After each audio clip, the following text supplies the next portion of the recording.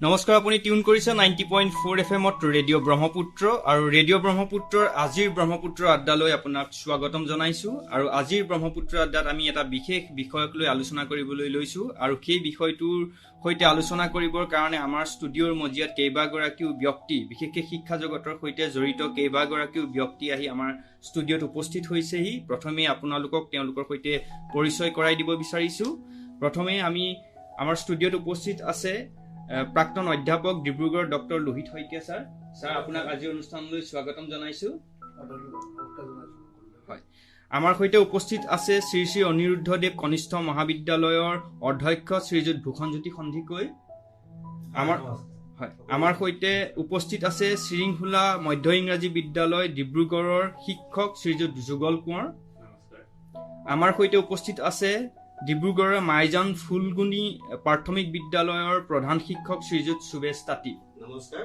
হয়, আৰু আমাৰ সৈতে উপস্থিত থাকিব, বিশেষকৈ ফোনযোগে আমি যোগাযোগ কৰিম আজিৰ অনুষ্ঠানৰ মাজতে। আমাৰ সৈতে উপস্থিত থাকিব ডিব্ৰুগড় বিশ্ববিদ্যালয়ৰ ডিন ষ্টুডেণ্ট এফেয়াৰ্ছৰ ডক্টৰ সুৰজিৎ বৰকটকী, ডিব্ৰুগড় বিশ্ববিদ্যালয়ৰ অধ্যাপক ডক্টৰ প্ৰাঞ্জল বুঢ়াগোহাঁই আৰু জকাই উচ্চ মাধ্যমিক বিদ্যালয়ৰ প্ৰাক্তন শিক্ষক শ্ৰীযুত উজ্জ্বল বৰুৱা ছাৰ। আপোনালোক সকলোকে আজিৰ এই অনুষ্ঠানলৈ স্বাগতম জনাইছো।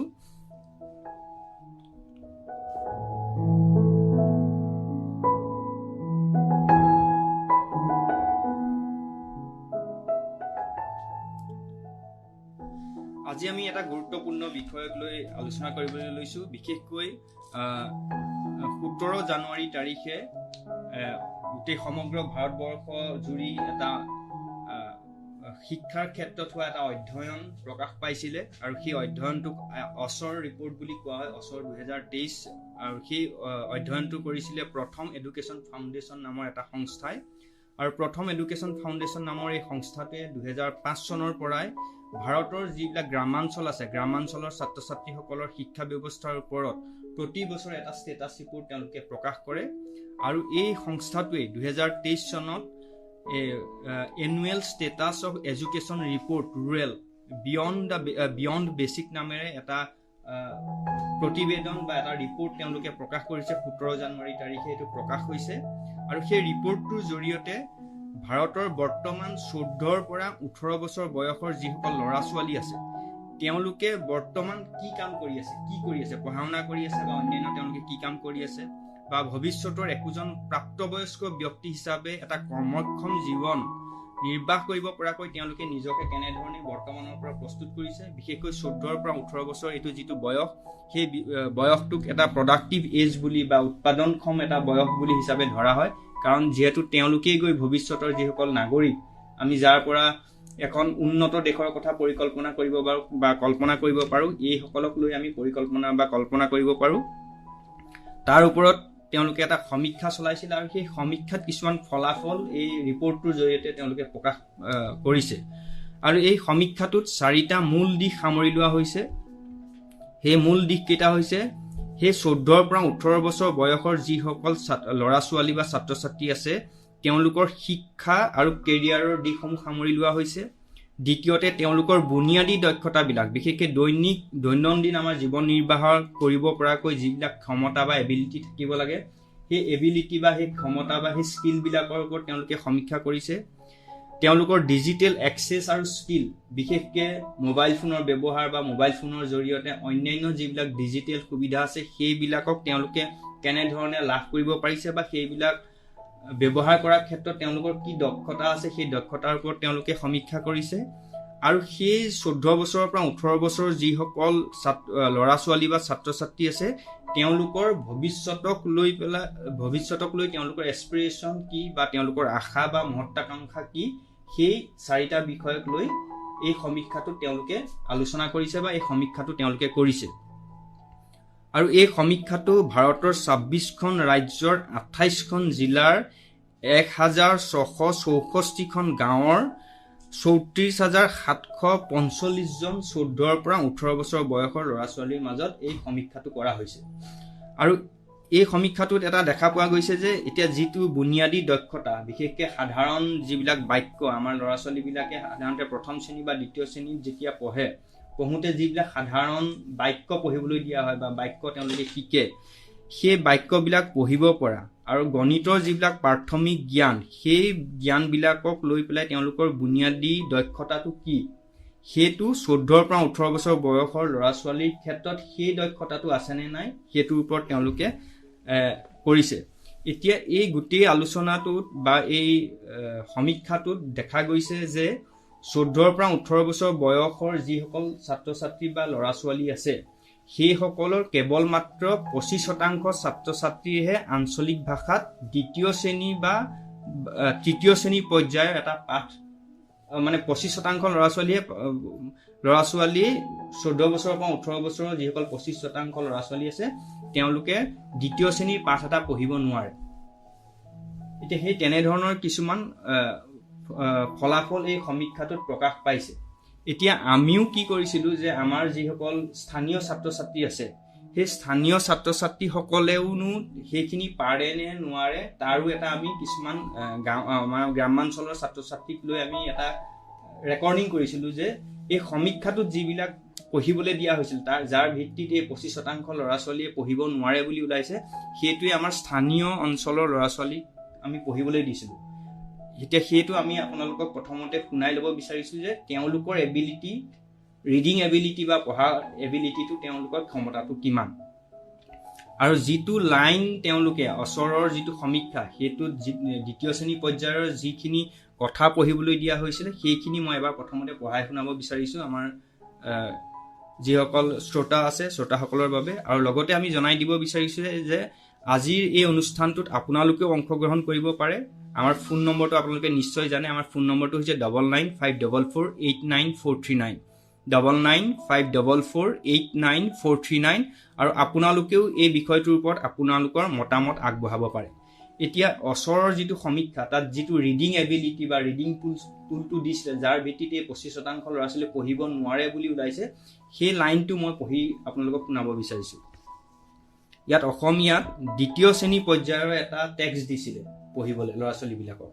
তাত ৰফিকৰ গাঁৱৰ ওচৰেৰে এখন ধুনীয়া নদী বৈ গৈছে। সেই ঠাইতে গাঁৱৰ মানুহে পশুবোৰক চৰিবলৈ এৰি দিয়ে। এদিন চহৰৰ পৰা কিছুমান মানুহ নদীৰ পাৰত বনভোজ খাবলৈ আহিছিল। তেওঁলোকে সেই ঠাইত জাবৰ পেলাই লেতেৰা কৰি গুচি গৈছিল। এইবোৰ দেখি ৰফিকে মনত বৰ দুখ পালে। সি তাৰ এটা উপায় ভাবি উলিয়ালে। নদীৰ পাৰত জাবৰ পেলাবলৈ বহু ঠাই ঠিক কৰি দিলে। এতিয়া সেই ঠাইলৈ মানুহ আহিলে জাবৰ পেলাই লেতেৰা নকৰে। সেইটো এটা চেণ্টেন্স। আৰু প্ৰথম শ্ৰেণীৰ পৰ্যায়ৰ এটা চেণ্টেন্স দিছিলে যে আকাশত ডাৱৰে আৱৰি আছে, বতাহ জোৰেৰে বলিছে, আকাশত বিজুলী মাৰি আছে, বৰষুণ জোৰেৰে দিবলৈ ধৰিছে।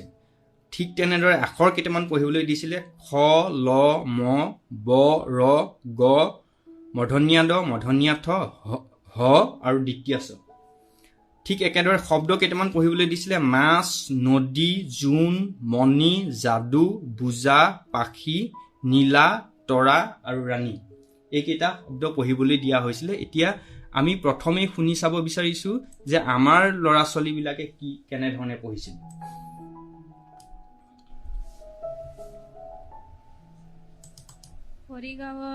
ফৰিগাঁৱৰ ওচৰতে এখন ধুনীয়া নদী বৈ গৈছে। সেই ঠাইতে গাঁৱৰ মানুহ ফৰিগাঁৱৰ ওচৰতে এখন ধুনীয়া নদী বৈ গৈছে। সেই ঠাইতে গাঁৱৰ মানুহে পহুবোৰৰ চাবলৈ এৰি দিছে। এদিন চহৰৰ পৰা কিছুমান মানুহ নদীৰ পাছত বনভোজ খাবলৈ আহিছিল। তেওঁলোকে সেই ঠাইত জাবৰ পেলাই লেতেৰা কৰি গুচি গৈছিল। সেইবাবে দেখি ফৰিকে মনত বৰ দুখ পালে। সি তাৰ এটা উপায় ভাবি ওলাইহে নদীৰ পাতত জাবৰ পেলাবলৈ বহু ঠাই ঠিক কৰি দিলে। এতিয়া সেই ঠাইলৈ মানুহে আহিলে জাবৰ পেলাই লেতেৰা নকৰে। আখৰত ডাবৰে আৱৰি আছে, বতাৰ জোৰেৰে বলিছে, আকাশৰ বিজুলী মাৰি আছে। বৰষুণ জোৰেৰেই দিবলৈ ধৰিছে। এই আখৰকেইটা পঢ়ি দিয়া। খ ল ম ব ৰ গ ধ ট হ চ। মাছ নদী জোন মণি যাদু বুজা পাখি নীলা তৰা ৰাণী। RFJTBMK এতিয়া এইকেইটা হৈছিলে যে তেওঁলোকৰ যিটো সমীক্ষা, সেই সমীক্ষাটোত যিকেইটা বাক্য পঢ়িবলৈ দিয়া হৈছিলে সেই একেকেইটা বাক্যকে আমাৰ স্থানীয় যিসকল ছাত্ৰ ছাত্ৰী আছে, বিশেষকে 14ৰ পৰা 18 বছৰৰ, মানে আমি দিছিলো যে ক্লাছ 8ৰ পৰা 8ম শ্ৰেণীৰ পৰা 10ম শ্ৰেণীৰ ছাত্ৰ ছাত্ৰী কেইজনমানক আমি এইকেইটা বাক্যকে আমি পঢ়িবলৈ দিছিলো। এতিয়া বাক্যকেইটা তেওঁলোকে কেনেধৰণে পঢ়িছে, এতিয়া আচলতে এইখিনি যিখিনি দিয়া হৈছিলে সেইখিনি প্ৰথম শ্ৰেণী আৰু দ্বিতীয় শ্ৰেণী পৰ্যায়ৰ যিবিলাক স্কুলত শিকিব লাগে সেইটো। এতিয়া সেই প্ৰথম শ্ৰেণী আৰু দ্বিতীয় শ্ৰেণী পৰ্যায়ৰ যিখিনি বাক্য এতিয়া 8ম শ্ৰেণী 9ম শ্ৰেণী আৰু 10ম শ্ৰেণীৰ ছাত্ৰ ছাত্ৰীয়ে পঢ়ি শুনালে সেইখিনি আপোনালোকে গম পালে। প্ৰথমে লোহিত শইকীয়া ছাৰ, আপুনি এতিয়া কি কয় এই গোটেই ব্যৱস্থাটোৰ ওপৰত? আপোনাৰ প্ৰথমে আপুনি কি ক'ব বিচাৰে? ইয়াত আমি তিনিজন ছাত্ৰৰ যিটো পঢ়াৰ প্ৰকাৰ দেখা পালোঁ আমি। প্ৰথমগৰাকী আমি এই প্ৰথমগৰাকী খুব ফূৰ্তি মনে পঢ়িছে। তেওঁ যেন কোনো ভয় ভীতি একো নাই, শিকি আহিছে ভালকৈ, তেনেকুৱা ধৰণে শিকা যেনেই লাগে, ভয় কৰা নাই।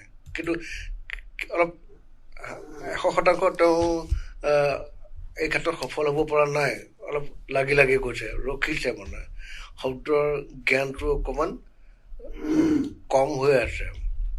পঢ়োঁতে চাউণ্ডটো ভাল, শব্দ ঠিকে আছে, পঢ়োঁতে অকণমান ৰৈ গৈছে। তেওঁ বানান যুক্তাক্ষৰবিলাক আচলতে ভালকৈ যেন শিকি নাহিলে, সম্পূৰ্ণ নহ'লে সময়ত, সেই সময়ৰ ক্লাছটোত দ্বিতীয় তৃতীয় শ্ৰেণীত পাঠটোত, সেইকাৰণে এতিয়া পঢ়িবলৈ দিওঁতেও তেওঁ সফল হ'ব পৰা নাই। ইয়াত একচুৱেলি বহুত কাৰক থাকে। কেনেকুৱা পৰিৱেশত এই আমাৰ পৰীক্ষাটো চলোৱা হ'ল, কেনেকুৱা আছিলে, তেওঁক আগতে তেওঁলোকক সতৰ্কবাণী কোৱা হৈছিল নেকি, এনেকুৱা ধৰণৰ কাৰকবোৰ থাকে।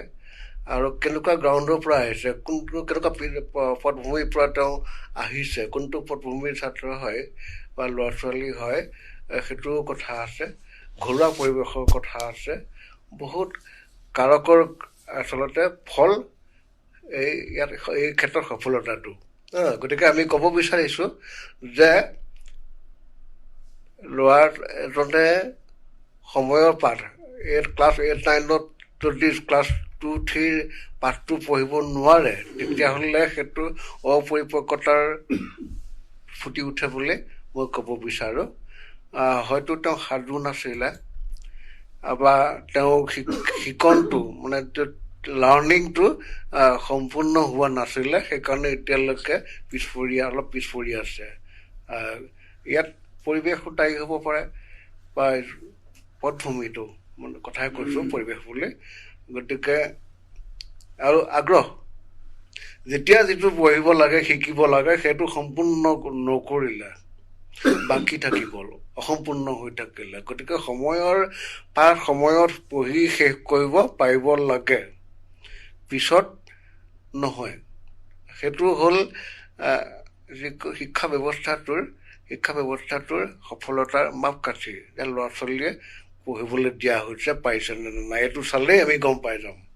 গতিকে মই ক'ব বিচাৰিছোঁ যে একচুৱেলি শিক্ষাৰ পৰিৱেশটো ধুনীয়া হৈ থাকিব লাগে, তেতিয়া ল'ৰা ছোৱালীয়ে ধুনীয়াকৈ শিকিব, কোনো ফেমিলি বেকগ্ৰাউণ্ডত নিগেটিভ ফেক্টৰ থাকিব নালাগিব, স্কুলীয়া পৰিৱেশটো সুন্দৰ থাকিব লাগিব। আৰু শিকাৰ আগ্ৰহটো মেইন কথা বুলিও ক'ব লাগিব। শিকাৰ আগ্ৰহ যদি নাথাকিছিলে তেতিয়াহ'লে এতিয়া পঢ়িবলৈ দিলেও এই ভুলটো থাকিয়ে যাব, অসম্পূৰ্ণ। হয় ছাৰ, ধন্যবাদ। এইখিনিকে ক'লো। এতিয়া ভূষণজ্যোতি সন্দিকৈয়ে আপোনাৰ পৰা জানিব বিচাৰিছোঁ, আপুনি এতিয়া গোটেই সমীক্ষাটোৰ কথা আপুনি গম পালে আৰু এতিয়া আপুনি আমাৰ অডিঅ' কেইটা শুনিলে আৰু তাৰ পৰা আমি গম পালোঁ যে 9-10 ষ্টেণ্ডাৰ্ডৰ এজন ছাত্ৰ ছাত্ৰীয়ে প্ৰথম শ্ৰেণী বা দ্বিতীয় শ্ৰেণী পৰ্যায়ৰ যিখিনি শিক্ষা সেইখিনি শিক্ষাকে তেওঁলোকে সম্পূৰ্ণকৈ ল'ব পৰা নাই। গতিকে এই ভৱিষ্যতৰ যিটো প্ৰজন্ম, সেই প্ৰজন্মটো যদি আধাখৰীয়াকৈ শিক্ষা সাং কৰি আহিছে, তেতিয়া তেওঁলোকে যিটো এছপিৰেশ্যনৰ কথা কোৱা হৈছে যে ভৱিষ্যতে তেওঁলোকে যিটো হ'ব বিচাৰে সেইটো হোৱাৰ ক্ষেত্ৰত কি হ'বগৈ যদি তেওঁলোকৰ শিক্ষাটোৱে আধাখৰীয়া হৈ থাকিল? আপোনাৰ দৃষ্টিভংগীয়ে কি ভাবে এইটো বিষয়ত? হয়, ধন্যবাদ। এতিয়া আমি যিকেইটা নমুনা দেখিলোঁ, দ্বিতীয় শ্ৰেণী আৰু প্ৰথম শ্ৰেণীৰ পাঠ এটা যে নৱম শ্ৰেণী পৰ্যায়ৰ বা দশম একাদশ শ্ৰেণীৰ পৰ্যায়ৰ ছাত্ৰ ছাত্ৰীয়ে যি ধৰণে পঢ়িব লাগে, তাত যিটো প্ৰকাশভংগী হ'ব লাগে, তাৰ যিটো উচ্চাৰণ হ'ব লাগে, তাৰ যিটো ভাৱভংগী হ'ব লাগে পঢ়াৰ, সেইটো নিশ্চয় এই নমুনাটোত ফুটি উঠা নাই। আৰু ইয়াৰ কাৰণ ইতিমধ্যে লোহিত শইকীয়া ছাৰে ক'লেই যে কি কাৰণে সেইটো হৈছে। তেওঁৰ শিক্ষাটো আধৰুৱা হৈছে। কিয় আধৰুৱা হৈছে সেইটো আমি সেই ছাত্ৰজনক দুখ দিব নোৱাৰোঁ। কিয় আধৰুৱা হৈছে সেইটো আমাৰ ব্যৱস্থাটোক দুখ দিব লাগিব, আমাৰ শিক্ষকসকলক দুখ দিব লাগিব, পৰিৱেশক দুখ দিব লাগিব, বা আমি গোটেই শিক্ষা ব্যৱস্থা চলোৱা চৰকাৰ হওক বা আমাৰ সমাজখনক দুখ দিব লাগিব। কাৰণ জন্মতে কোনেও শিকি নাহে। মানুহৰ মগজুটো কোৱা হয় যে এখন উকা কাগজ, কোনো চোকা হৈ নাহে, কোনো বুদ্ধিমান হৈ নাহে, কোনো গাধা হৈ নাহে বা কোনো নিৰ্বোধ হৈ নাহে। গতিকে এই উকা কাগজখনত যে কিবা এটা লিখিব, মানে জ্ঞান যে সঞ্চয় কৰিব এখন ব্লেংক হাৰ্ড ডিস্কত মগজুত, সেইটো তেওঁ কি ধৰণে তেওঁ বস্তুখিনি ষ্ট'ৰ কৰিব নে সঞ্চয় কৰিব, সেইটো সেই শিক্ষাৰ পদ্ধতিটোৰ লগত কথা আছে। এতিয়া আমাৰ যিটো ছাৰ্ভে কৰিলে আমাৰ প্ৰথম নম্বৰ যিটো সংস্থা, প্ৰতি এবছৰ 2 বছৰৰ মূৰে মূৰে এইটো সংস্থাটোৱে ছাৰ্ভে কৰে, 5 চনৰ পৰা কৰি আছে। এই ছাৰ্ভেটোত তেওঁলোকে যি ধৰণে চাগে আমাৰ এই নমুনা কেইটা, আমাৰ ৰেডিঅ' ব্ৰহ্মপুত্ৰৰ যিকেইটা নমুনা আমাক দেখুৱালে, নিশ্চয় তেনেকুৱা ধৰণৰে তেওঁলোকে ছাৰ্ভেটো পাইছে। আৰু গতিকে আমাৰ এই নমুনাকেইটা যদি আমিও যদি ছাৰ্ভে এটা চলাওঁ, ঠিক তেনেকৈ 25%, 30% বা 20-15% এনেকুৱাই উত্তৰটো ওলাব। এইটো কি কাৰণে হৈছে? গোটেই শিক্ষাৰ যিটো মেথডলজি, পঢ়াৰ শিক্ষা দান কৰাৰ যিটো পদ্ধতি, সেই পদ্ধতিটোত কিন্তু বহুত মানে এটা হেৰি আছে, হুলুক ধুলুক, লুফল, অসমীয়াত যদি কওঁ হুলুক ধুলুক এটা আছে। এতিয়া আমি যেতিয়া কয় যে ঘৰখনে শিক্ষাৰ কঠীয়াতলী বুলি কয়, প্ৰথম কথা ঘৰখনত ল'ৰাজনে কেনেকে শিক্ষাটো আহৰণ কৰিছে, তাৰমানে লাৰ্ণিং স্কিলটো ক'ৰ পৰা? আমি যেতিয়া BEd কৰিছিলোঁ, আমাৰ BEd কৰিলে এইটো এটা বহুত চাইণ্টিফিক মানে কৰ্চ, এইটো BEdটো দেই। আমাৰ বহুত টিচাৰ এতিয়া শিক্ষকক যে কয় যে BEd লাগে, একচুৱেলি BEd লাগে, কিন্তু সেই BEdটো কৰাৰ পিছত সেই চাইণ্টিফিক মেথড এপ্লাই কৰা হয় নে নহয়? এতিয়া BEdটোত যেতিয়া আমি যাওঁ, কওঁ যে লাৰ্ণিং স্কিলটো সাধাৰণতে আৰম্ভ ক'ৰ পৰা হ'ব? আৰম্ভ হ'ব যে প্ৰথমতে লিচেনিং স্কিল, তাৰপিছত হ'ব ৰিডিং স্কিল, তাৰপিছত হ'ব প্ৰথমতে হ'ব হিয়াৰিং স্কিল, শুনাৰ দক্ষতা লাগিব। হিয়াৰিঙৰ পিছত আহিব মানে লিচেনিঙৰ পিছত আহিব মানে স্পিকিং স্কিল, শুনিহে ক'ব পাৰিব। স্পিকিঙৰ পিছত আহিব তেওঁ ৰিডিঙৰ পিছত যাব ৰাইটিং, হয় ন? এইটো প্ৰত্যেক এই মেথডটো, সেই মেথডটো যে আমাৰ এপ্লাই কৰা হৈছে নে নাই? আমি ল'ৰা এটাই প্ৰথমতে সকলো কথা শুনিব লাগিব, সমাজৰ ভাষাটো শুনিব লাগিব। আমি কেনেকে কথা কৈছো, প্ৰকাশভংগী কেনেকুৱা, ঘৰখনত কথা কেনেকে পাতিছে, কুকুৰাজনী খাইছে চু চু, গৰু এটা খাইছে ঘূৰ ঘূৰ, ছাগলীজনীয়ে খাইছে চু চু, চৰাই এজনী খাইছে, কুকুৰটো চেই বুলি কৈছে। এই যে গোটেই যে আমাৰ ঘৰুৱা গোটেই ভাষাটোৰ ইউজটো বা সন্মানটো কেনেকে কৰিছো, ককাক কেনেকে মাতিছো, দেউতাক কেনেকে পাইছো, ভাইটিক কেনেকে পাইছো, ভণ্টিক মাতিছো, কাক তই কলো, কাক তুমি কলো, এই গোটেই বস্তুটো এটা কালচাৰ। সেইটো যে ক'ৰ পৰা শিকিব? এইটো লিচেনিং স্কিল। এটা ল'ৰাই যেতিয়া জন্ম হলে সি সেইবোৰ চব শুনি থাকিব, সি ক'ব নোৱাৰে, কিন্তু সি শুনি থাকিব। সেইটো তাৰ মানে লাৰ্ণিং স্কিলটো তাৰ ডেভেলপ হৈছে। সেইটো এতিয়া ঘৰখনত আছে নাই? ঘৰৰ মানুহে কথা পাতে নে নাপাতে? ঘৰখনত কথা পাতে নে নাপাতে? ইটোৱে সিটোক মাতে নে নাই? ঠাট্টা মস্কৰা কৰে নে নাই? গালি গালাজ কৰে নে নাই? চিঞৰ বাখৰ কৰে নে নাই? হাঁহা মাতা কৰে নে নাই? যদি নকৰে, সৰু ল'ৰা এটা, জন্ম হোৱা ল'ৰা এটাক যদি তাক সেই ঝুলাই থৈ দিয়ে, সি ক'ৰ পৰা শিকিব? তাৰ লিচেনিং স্কিল নাইকিয়া হ'ব।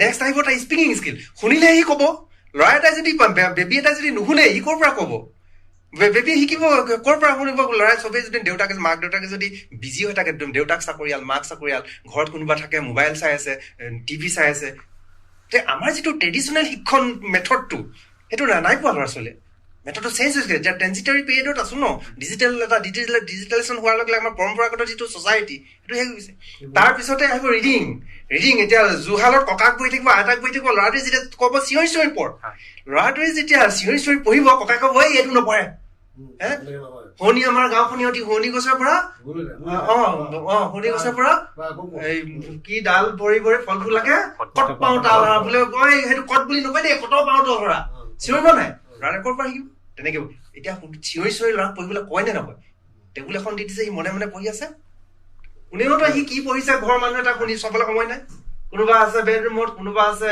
এই কিবা বাহিৰত ড্ৰয়িং ৰুমত কোনোবা আছে পাকঘৰত কোনোবা কিবা কৰিছে ল'ৰাটো যে পঢ়িছে তাৰ ফেমিলিটো এটেনশ্যন তাত আছে নাই ৰিডিং স্কিল ক'ৰ পৰা আহিব ৰিডিং স্কিল এই ডাঙৰখিনি শিকাব লাগিব তাৰপিছত আহিব ৰাইটিংটো স্কুলত চাব ঘৰত চাব নোৱাৰিব পাৰে স্কুলত যাব ৰাইটিং স্কিল এই যে প্ৰক্ৰিয়াবোৰ মই কৈছো এই প্ৰক্ৰিয়াবোৰ কিন্তু হয় BEd কৰা ষ্টুডেণ্ট টিচাৰ বহুত হৈ গৈছে কিন্তু সেই মেথডলজি ফ'ল' নাই হোৱা আৰু ঘৰখনত এই আমাৰ শিক্ষাৰ কঠীয়া ঘৰখনেই শিক্ষাৰ কঠীয়াতলী বুলি কয় সেই কঠীয়াতলীখন কিন্তু নাইকিয়া হৈ গৈছে কাৰণে এই আজি এই অৱস্থাটো আমাৰ হৈছে হয় ধন্যবাদ এতিয়া আমাৰ সৈতে আছে প্ৰধান শিক্ষক মাইজন ফুলগুনি প্ৰাথমিক বিদ্যালয়ৰ শ্ৰীযুত সুবেশ তাঁতী ছাৰ আপোনাৰ পৰা বিশেষকৈ জানিব বিচাৰিছোঁ আপুনি বহু বছৰ ধৰি চাহ বাগিচা অঞ্চলত বিশেষকৈ প্ৰাথমিক পৰ্যায়ৰ শিক্ষা প্ৰদান কৰি আহিছে এতিয়া আমি প্ৰাথমিক পৰ্যায়ৰ যিটো শিক্ষা সেই শিক্ষাতেই এতিয়া এই প্ৰথম দ্বিতীয় শ্ৰেণী পৰ্যায়বিলাক পাৰ হৈ আহে আৰু তাতেই এই যিখিনি basic reading basic writing basic arithmetic এইখিনি কথা শিকি আহিবলগীয়া হয়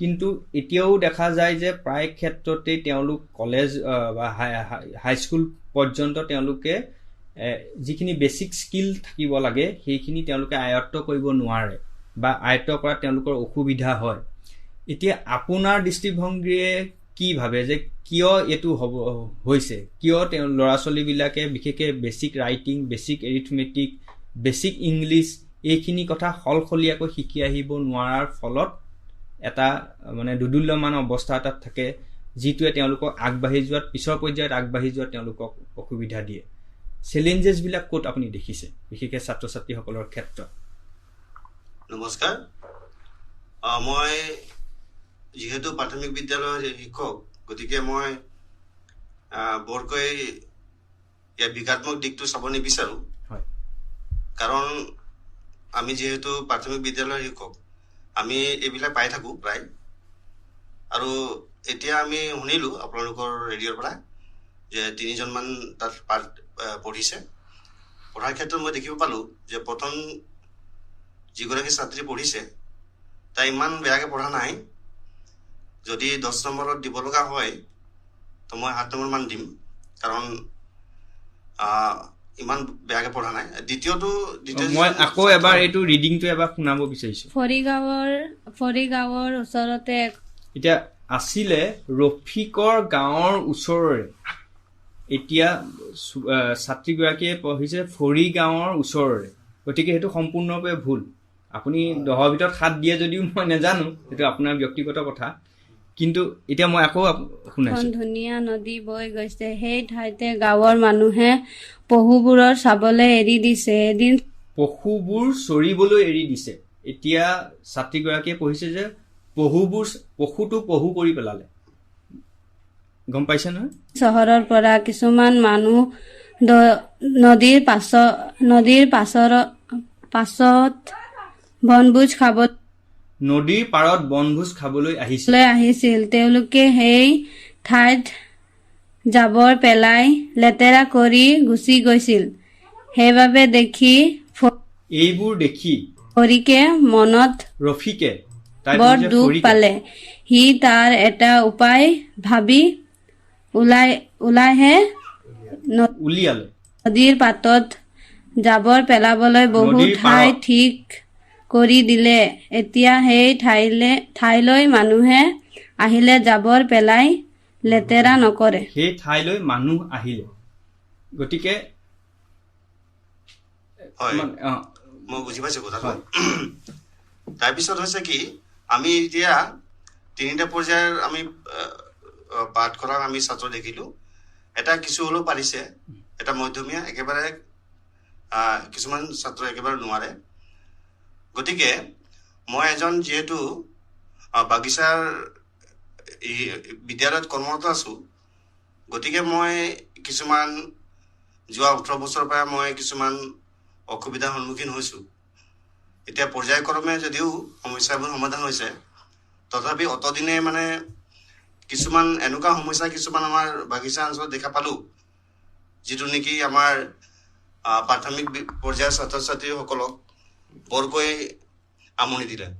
এতিয়া মই ক'বলৈ গ'লে এতিয়া প্ৰথম সমস্যাটো হৈছে কি, যে সকলোৱে জানে যে আমাৰ বাগিচা বিদ্যালয়সমূহত যি অনুপাতে ছাত্ৰ ছাত্ৰী থাকে, সেই অনুপাতে শিক্ষকৰ অভাৱ, দ্বিতীয়তে প্ৰয়োজনীয় সা সুবিধাৰ অভাৱ, যেনে ধৰক শ্ৰেণীকোঠাৰ অভাৱ, ডেস্ক বেঞ্চৰ অভাৱ, ইউনিফৰ্ম নাই। ইউনিফৰ্ম ইমান প্ৰয়োজন নাই যদিও ইউনিফৰ্ম আমি জনামতে 2018 চনতে এবাৰ পাইছিল আমাৰ মাইজান চাহ বাগিচা বিদ্যালয়সমূহত। তৃতীয়তে ছাত্ৰ ছাত্ৰীৰ যি অনুপাতে উপস্থিত হ'ব লাগে প্ৰত্যেক দিনতে, তেওঁলোকে সেইমতে উপস্থিত নাথাকে। ইয়াৰ ফলত কি হয়, আমি যিটো পাঠদান আমি যিটো প্ৰক্ৰিয়া চলাই যাওঁ, সেই প্ৰক্ৰিয়াৰ পৰা তেওঁলোকে বঞ্চিত হৈ যায়। কাৰণ ছাত্ৰ ছাত্ৰী 2 দিনমান আহিব, তাৰপিছত আকৌ 3 দিনমান আহিব। তেনেস্থলত আমি অকণমান পাঠদান দিয়াৰ ক্ষেত্ৰত অকণমান অসুবিধাৰ সন্মুখীন হওঁ। আৰু চতুৰ্থতে হৈছে বাগিচা অঞ্চলৰ অভিভাৱকসকল সচেতন নহয়, বা ছাত্ৰ ছাত্ৰীৰ বা নিজৰ পুত্ৰ পুত্ৰীৰ ওপৰত যি ধৰণে মানে স্কুলৰ ক্ষেত্ৰত যি ধৰণে মনোযোগ দিব লাগে, সেই মনোযোগ দিব নোৱাৰে, অৱহেলা। পঞ্চমতে হৈছে কি, বাগিচা অঞ্চলত শৈক্ষিক পৰিৱেশটো এতিয়াও ভাল হোৱা নাই। লাহে লাহে হৈছে যদিও অতদিনলৈকে ইমান হেৰি হোৱা নাছিলে, পৰিৱেশটো ইমান ভাল হোৱা নাছিলে। ষষ্ঠতে হৈছে যে যিসকল আমাৰ সচেতন ব্যক্তি আছে বা যিসকল উচ্চ শিক্ষা গ্ৰহণ কৰি আছে, তেওঁলোকে সমাজৰ লগত জড়িত নাথাকে। তো এইবোৰ কাৰণত আমাৰ ছাত্ৰ ছাত্ৰী আগবাঢ়িব পৰা নাই। আৰু পঠনৰ ক্ষেত্ৰত এনেকুৱা হৈছে যে আমি শিক্ষকসকলে যেতিয়ালৈকে মানে জনসাধাৰণৰ সহযোগ নাপাম বা অভিভাৱকৰ সহযোগ নাপাম বা সচেতন ব্যক্তিৰ সহযোগ নাপাম, তেতিয়ালৈকে আমাৰ এই শিক্ষা ব্যৱস্থাটোত অকণমান আমাক কাম কৰিবলৈ অসুবিধা হয়। গতিকে মই এই সুযোগতে ক'বলৈ বিচাৰিছোঁ যে চৰকাৰে অকণমান মনোযোগ দিব লাগিব বাগিচা স্কুলবিলাকত। যিহেতু এই যিটো সমীক্ষা ওলাইছে, অতি উদ্বেগজনক সমীক্ষা, যিটো আচাৰে যিটো প্ৰথম NGO যিটো সমীক্ষা উলিয়াই, যিটো আমি সদ্যহতে এই ফলাফলটো পাইছোঁ। তো ইয়াৰ পৰা এইটো আমি গম পাইছোঁ যে আচলতে আমাৰ অসমত বাগিচা ছাত্ৰ ছাত্ৰী বহুতো আছে আৰু বাগিচা স্কুলো বহুতো আছে। এই অভাৰঅল হৈ পেলাইহে এই ৰিজাল্টটো ওলাইছে। এইটো কেৱল অসমৰ ৰিজাল্ট নহয়, গোটেই সমগ্ৰ ভাৰতবৰ্ষৰ ৰিজাল্ট। আৰু গতিকে এই ভাৰতৰ ৰিজাল্টৰ লগত আমাৰো কিছু অংশীদাৰ আছে, এইটো ক'ব বিচাৰিছো। আৰু অসমত যিটো হৈছিলে তেওঁলোকে অকল কামৰূপ ডিষ্ট্ৰিক্টতে কৰিছে, কিন্তু এটা যিহেতু এইটো চেম্পল চাৰ্ভে, সেইকাৰণে গোটেই ভাৰতৰে এটা স্থিতি বুলি আমি ধৰি ল'ব পাৰো। হয় হয়। তো গতিকে আমি এইটো নুই কৰিব নোৱাৰো যে আমাৰ বাগিচাৰ অঞ্চলবিলাকতো যে আমি, আৰু এইটো গ্ৰামাঞ্চলৰ স্কুলবিলাকত বা গ্ৰামাঞ্চলৰ ছাত্ৰ ছাত্ৰীসকলৰ মাজতহে কৰিছে এই সমীক্ষাটো, চহৰ অঞ্চলত কৰা হোৱা নাই। যি নহওক, তথাপি আমি অনাগত দিনত আমি এইবিলাক যদি আমি কৰি থাকো, তো নিশ্চয় এনেকুৱা ৰিজাল্ট আমি দেখিবলৈ নাপাম। গতিকে মই এইখিনিয়ে ক'লো, যাতে আমি যিসকল শিক্ষক ক্ষেত্ৰত, শৈক্ষিক ক্ষেত্ৰত যিসকল জড়িত আছো, আমি সকলোৱে আমি এটা সুন্দৰকৈ আমি ইয়াক মিছন হিচাপে লৈ যাব লাগিব। তেতিয়া আমাৰ ল'ৰা ছোৱালীবিলাকে পঢ়াৰ ক্ষেত্ৰত আগবাঢ়িব পাৰিব। ধন্যবাদ। ধন্যবাদ জনাইছোঁ। আপুনি বিশেষকৈ এটা গুৰুত্বপূৰ্ণ কথা কৈছে যে কমিউনিটি পাৰ্টিচিপেশ্যন, বিশেষকৈ ৰাইজৰ সহযোগিতা লাগিব। আৰু কেৱল মাত্ৰ শিক্ষকজনৰ, যিহেতু আমাৰ শিক্ষা ব্যৱস্থাটোত বহুতো সীমাবদ্ধতা আছে, শিক্ষকৰ সীমাবদ্ধতা আছে, শিক্ষকৰ সংখ্যাটো কম, স্কুলৰ সংখ্যা কম, বা গাৰ্জেনৰ যিটো ৰেছপনচিবিলিটি বা দায়িত্ব থাকিব লাগে সেইটো যথেষ্ট কম। সেইকাৰণে কমিউনিটি যদি পাৰ্টিচিপেশ্যন বা ৰাইজৰ সহযোগিতা নাথাকে তেতিয়া আমি এইবিলাক ক্ষেত্ৰত আগবাঢ়ি যোৱাটোতো অসুবিধা হ'ব।